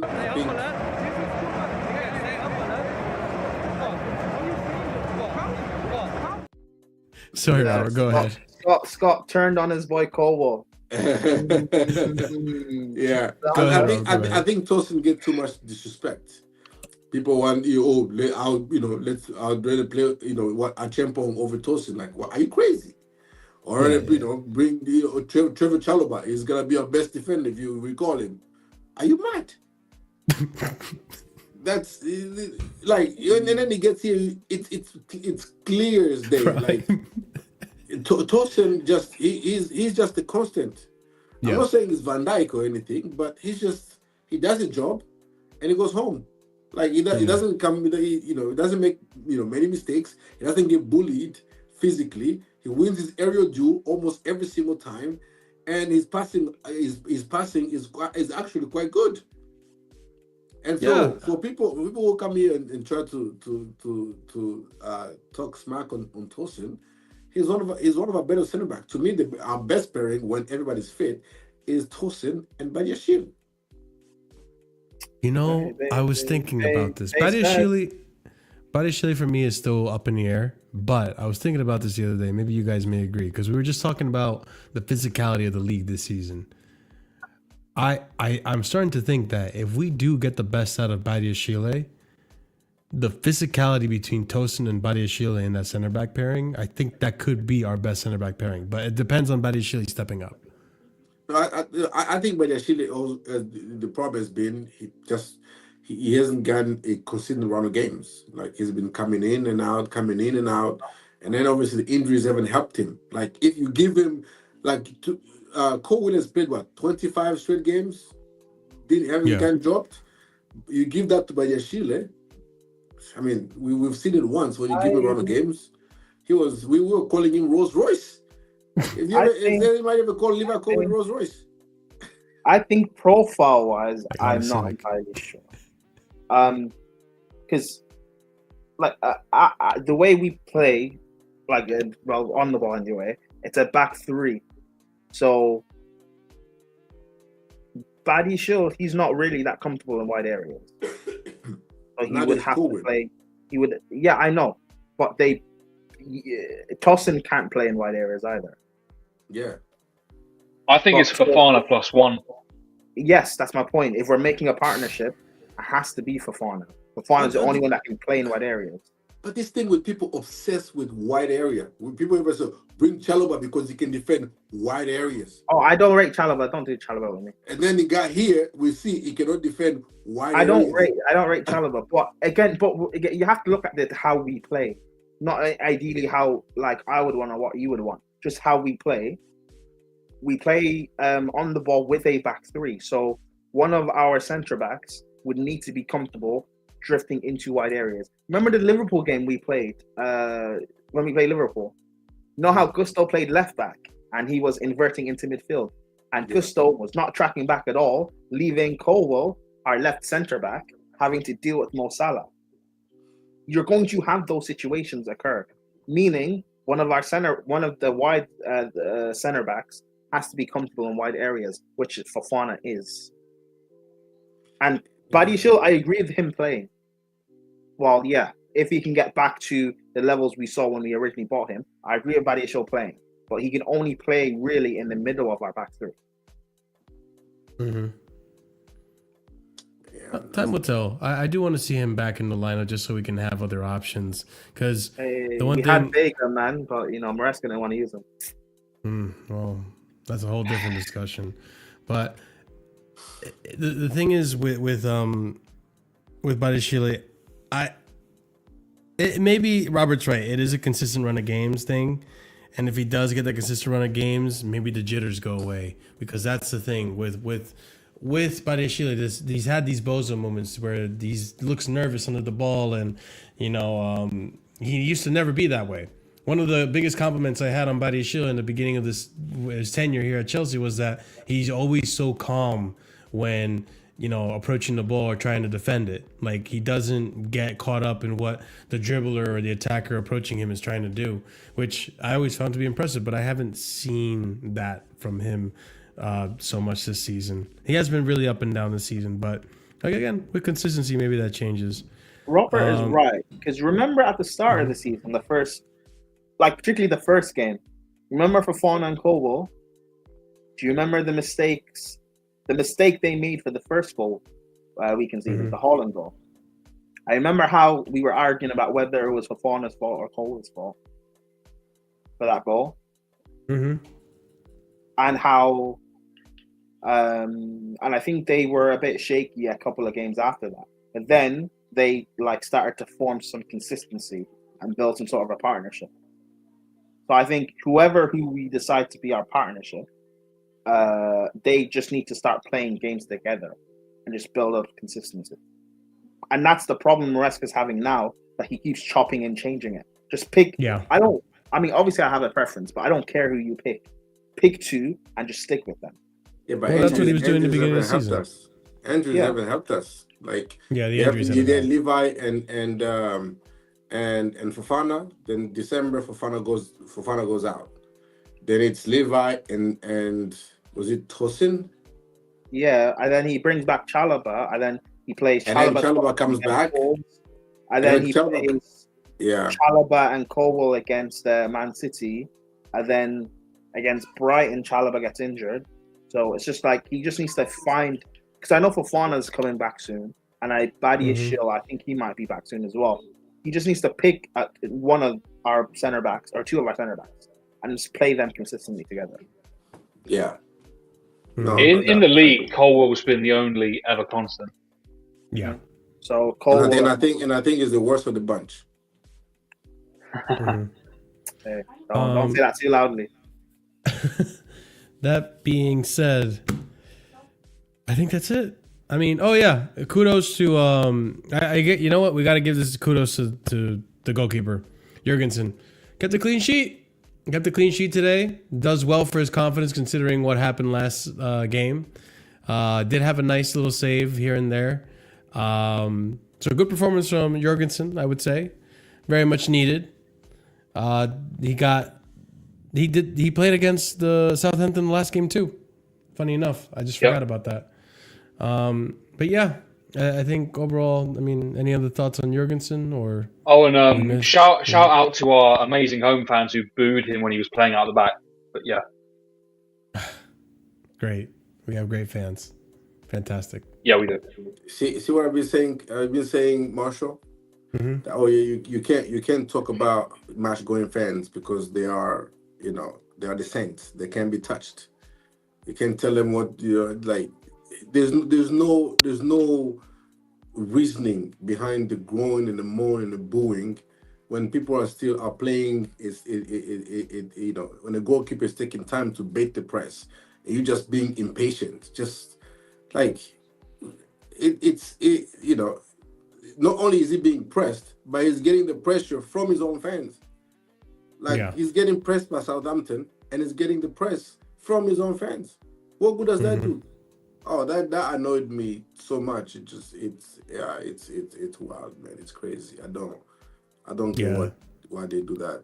Our fans are very, very strange. When I hear Liverpool fans talk about, even with the whole Trent situation, when I hear them talk about that, it's like, even Darwin Núñez actually.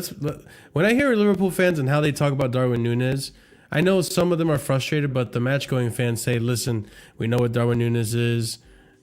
Not going to change my expectations. We're going to cheer him on. We're going to back him, and hopefully he helps the team, Yeah. So it's like stuff like that. It's like, it's really weird. It's really weird, the fan bases, the match-going fan bases, to be specific, because I know some of us fans here that are detached from Twitter and social media probably have a more optimistic way of, cheering the players and so on and so forth. But obviously the ones that are match going ones and the ones that go on Twitter and are, consumed by all this negativity, it's really weird behavior how we treat our players, even in these moments where we need to actually back them. Even I'm glad that the protest didn't have that much of a negative impact on the team, because I know people are going to be sitting with their, behind their keyboard saying, look, our protests work. We got Chelsea to win. It's like, I don't think that's how it works. And I know we didn't talk much on the protest, but listen, the protest did happen today, and very much like I predicted, it was a whole lot of nothing. People showed up, which was great, but what was the message? The message was get Blue Co out, Bowley out, Clear Lake out, and it's all stuff that, great, none of that's going to happen. Barely any mention of scot-free. Yeah, pretty much. Barely any mention of the sporting directors. You want to do the intangible stuff, and guess who was there? Your boy Johnny Minerals leading the charge, which is great. That's your leader. That's the guy who is. He was standing on the sideline. Yeah, he was standing across from the protesters, and it was like people were singing Mourinho's name, Tuchel's name. We hate Tottenham. We hate Tottenham. Yeah. Was like, what does that do? Literally, what does that do? Hey, listen, all I'm going to say on the protest, looked like a fun day out. Yeah. And you know what? We we sing some songs. We beat Southampton 4-0. We go back home. Yeah. What are you talking about, Marshall? Sorry, the protest. And that's the funny part too. Like, you know what's gonna happen now? We won today's game, boys. I guarantee you, the next home game, no protests. No protests for the rest of the season. That's it. It ended here. And this is where I said before, and then we mentioned this on All You Can Eat, not All You Can Eat, I'm sorry. That's not my show. The Sideline View, right? I was there with Robert and Javon. You can check it out on Javon's channel, the Final Whistle podcast in the description below. We said this. If you really feel this way, if this has nothing to do with results, then these protests must be consistent. You must continue it even through the good or the bad. If you really feel this way about the ownership, this has to continue through the good and the bad, not just when results are bad. And I'm guaranteeing you guys right now in the chat that are listening to this and thinking about the protests and all that, I'm telling you right now, the protests started and ended here, and nothing else will come of it. It's unfortunate because for those who did want change, I think you had the wrong messenger leading this charge, even if he wasn't leading, but he was rallying up his troops. And there was no clear message. There was no clear, rational things that could have been changed. The message should have been clear. Let's change the things that we can change. Let's change the things that, not that we can change, but we can, communicate a great displeasure about that can be changed. The ownership isn't going to change. And I said this on the show as well. People act so confident that changing the ownership is going to solve everything, not realizing that considering ownerships out there, what ownership is going to take on Chelsea and is giving you the confidence to think that another ownership is going to be better than the current one? It has more of a chance of being worse with another ownership than better. And that's likely a lot of it is because of the contract that Roman wrote for these owners, that even if for better or for worse, they don't care for the club or whatever, it's written in contract that they have to invest money. If these owners sell, who's to say they're going to do the same thing? I'm just saying, the message was a very dumb message today. I think that protest was a waste of potential. If you wanted to change anything in the club, change something that actually can change. And if you are upset with the directors, you should have said that. That should have been the main message in that protest. And yeah, did you watch the mate, after the briefings today? Did you guys see what those shameless directors briefed today? Oh yeah, well, that's neither here nor there. I mean, no, what did they say? They took credit for the women's manager that replaced Emma Hayes, even though the women's team has a general manager that would do that. Mm-hmm. What were you saying, Robert? Or asking, I should say. No, I was saying, did you watch the fan that Joko interviewed on TNT? I don't think I did see that. Asking about the protest. I've bookmarked it. I need to watch it. He has pretty much nothing. It was not a talk sport interview. You're on national TV. On national TV. That's what I'm saying, though. You get national radio. And this is what I was saying. I was saying before on, the Sideline View, and I was saying on other channels, bro, a lot of this protest is not media outlets, but personalities regurgitating something without a base, or not even regurgitating, and manifesting some conspiracy theory, without any basis on facts, without any basis on anything that's actually tangible. And you have followers that just regurgitate it because it sounds nice, because the person that's saying it isn't being challenged. And then when you regurgitate those things up against someone who actually knows what they're talking about, who can challenge you, it falls apart. It falls apart because there's no basis, no foundation on what you're saying. So then you're made to look like a fool. I have to say, by the way, because I know we're giving our criticisms here, I do need to give some praise. There is one fan that has been in national media and actually done the fan base, like Mm-hmm. a service, I guess. Alex from Chelsea Fan TV, he went on to Talk Sports Breakfast Show. Yeah, I saw that. And he did a very good job of reasoning everything, much better than the individual that went on with Simon Jordan. Yeah, he did a better job than Stevie. I do think Alex is another weird one that wanted to keep Pochettino and like. Yeah, it was a 9.9 out of 10 because of Poch. Oh my god.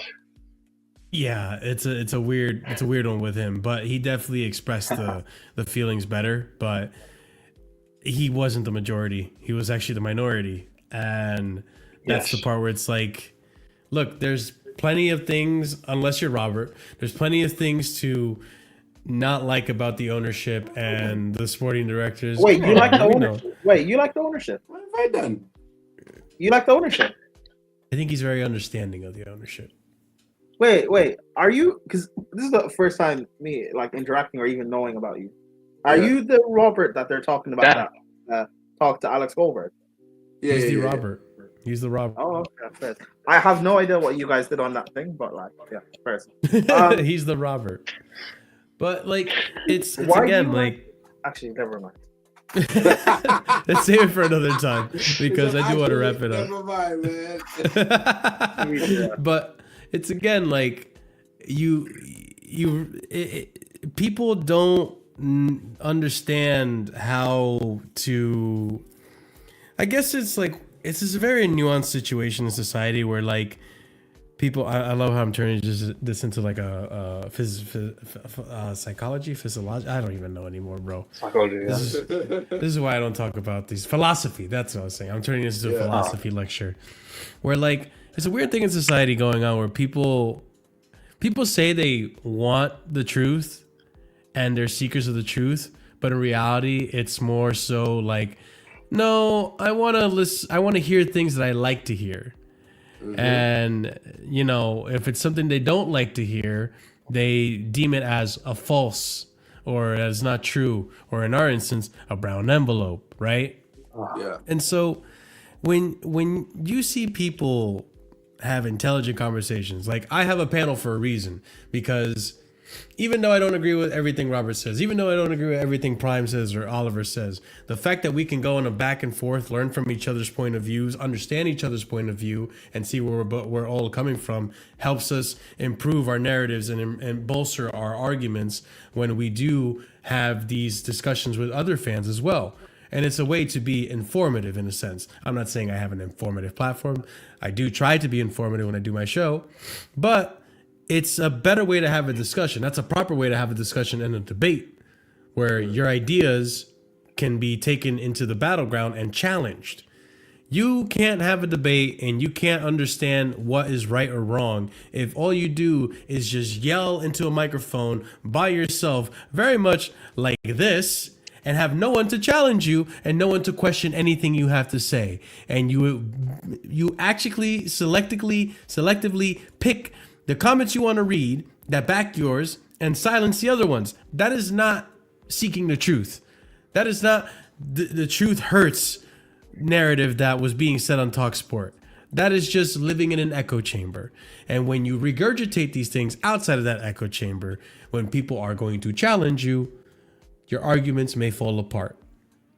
And listen, that's why I say here and say the realistic thing that could have happened out of this protest and the most productive thing that could have happened out of this protest was probably saying, hey, the directors are not doing a good job, in my opinion, yada, yada, and be unified in that message, because the directors are something that can change. The owners, not so much. And who's to say the next owners are going to be any better than the ones we currently have? Because I'm telling you right now, guys, when you look at the footballing landscape, a lot of clubs do not like their owners. And a lot of clubs are being run a lot worse than ours. You guys like having free lunches? I'm just saying.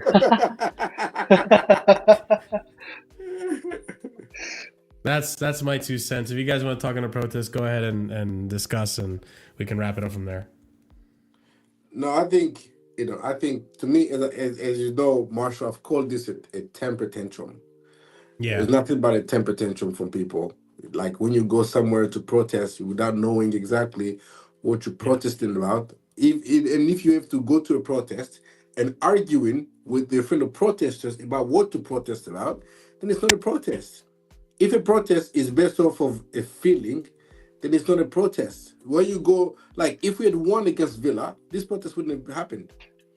The fact that we lost, then he went ahead and went on and gone. And I guarantee you, if we win, we beat Copenhagen, we beat Leicester, we let's say draw against Arsenal, you're not gonna see this protest again during the national break or thereafter if we continue to pick up positive results. So this was just people frustrated with the run of form that we were on, and they didn't know how to express it. And they just to say, you know what? Oh, United are planning a protest. Tottenham are protesting. Arsenal are becoming cronky out. Liverpool are usually FSG out in the summer, but they're on a little break because they're going to a title race. Oh, let us still join the protest gang and protest as well, because that's what the club is doing. They're all protesting, so we might as well just do the same without knowing exactly what are we protesting about. We've had 3 interviews so far that I've seen of people talking about the protests. 2 on TalkSport and 1 today on TNT. And everybody can only tell me only one is Alex that had made some sense about what the protest is about.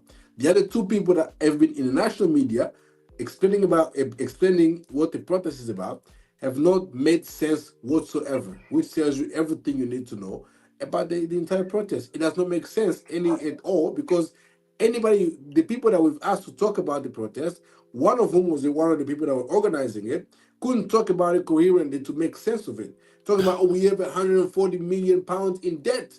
That's what we're protesting about. Some people today are protesting about the Vivid seats. Some people want Mourinho back. Some people were chanting Tuchel's name. Some people want Bluco out. Some people want Clearlake out, but keep Boyle in. Some people want Clearlake and Boyle out. Today, nobody wants the directors out. But all you see all around throughout this protest is change the model, change the directors. But I know that nobody can really make sense of what the protest was about. And therefore, that's what I call it, a temper tantrum, because temper tantrums is when kids throw a fit without knowing exactly what they're throwing a fit about. It's just they're unhappy. Maybe it's because you ask them to do their homework, or you ask them to eat their vegetables, or whatever. They don't want it, so they throw a temper tantrum. And that's exactly what we did. Yeah, and it's funny you mentioned the kids, because, outside of the supporters club that was there, like those are always going to be your older gentlemen. A lot of the people in this protest were young kids. Young kids that, I'll be so honest with you, probably joined Chelsea late into the Roman era, when they're used to the way things were run, and now they have the Chelsea that they have now. Not knowing what Chelsea was even before Roman. Not to say we weren't a successful club, like we had our history, but we weren't nowhere near as dominant as Chelsea really was when Roman came in and established that. So that kind of works to Robert's point. It's kind of become trendy now to do it. Yeah, it's trendy now. Everybody's doing protests. I don't know if it's a race to whose protest is going to be bigger, who's going to be more impactful. Like United are doing a protest, Tottenham are doing a protest. At the end of the season, you're going to see Arsenal fans doing a protest. We are doing a protest. Like, they're going to let, Liverpool's going to let Trent Alexander-Arnold and Mo Salah live out for free. They're going to have a protest. And so everybody's going to be protest, because it's the new thing in football fandom now to protest. And in our case, to groan and moan and boo our players at home. That's what we become. Yeah. That being said, I think this is where we wrap it up, ladies and gents. Yeah, man. Don't protest against Casually FC. I will. This is a dictatorship, and you will disappear. That is awesome. That is awesome. No. Protest. If you want to protest by commenting down below or smashing the like. That helps out tremendously. All right. That'll give you the ownership change that you guys want. I know everyone wants Real Chris to take this and turn it into Casually. What did I say it was? Casually F1? It turned into a racing channel, man. Oh, man. Let me just make sure the people I want to raid are still on. Okay, I think so. All right, ladies and gents. Big up to every single one of you. I appreciate y'all being here today. Hey, we got a win. Very much needed. I'm glad we can enjoy the rest of this week knowing Chelsea got a win and prepare for the next one, and hopefully players can come back. Lots to look forward to. Also, be sure to check out my video, or the video that I did on Javon's channel, The Sideline View, the show that I do with Robert here as well as myself. I'm going to give you guys that link right now in the chat. So go ahead and check that out. The video is there for you guys to enjoy. We talk about the protests and our predictions on the protests. We analyze the Aston Villa game as well, and kind of talk a little bit to what to expect. I wasn't there. The future. I wasn't invited. It's a show between me, Javon, and Robert. Casually has made budget cuts already. Crazy. Yeah, already. No, unfortunately, right?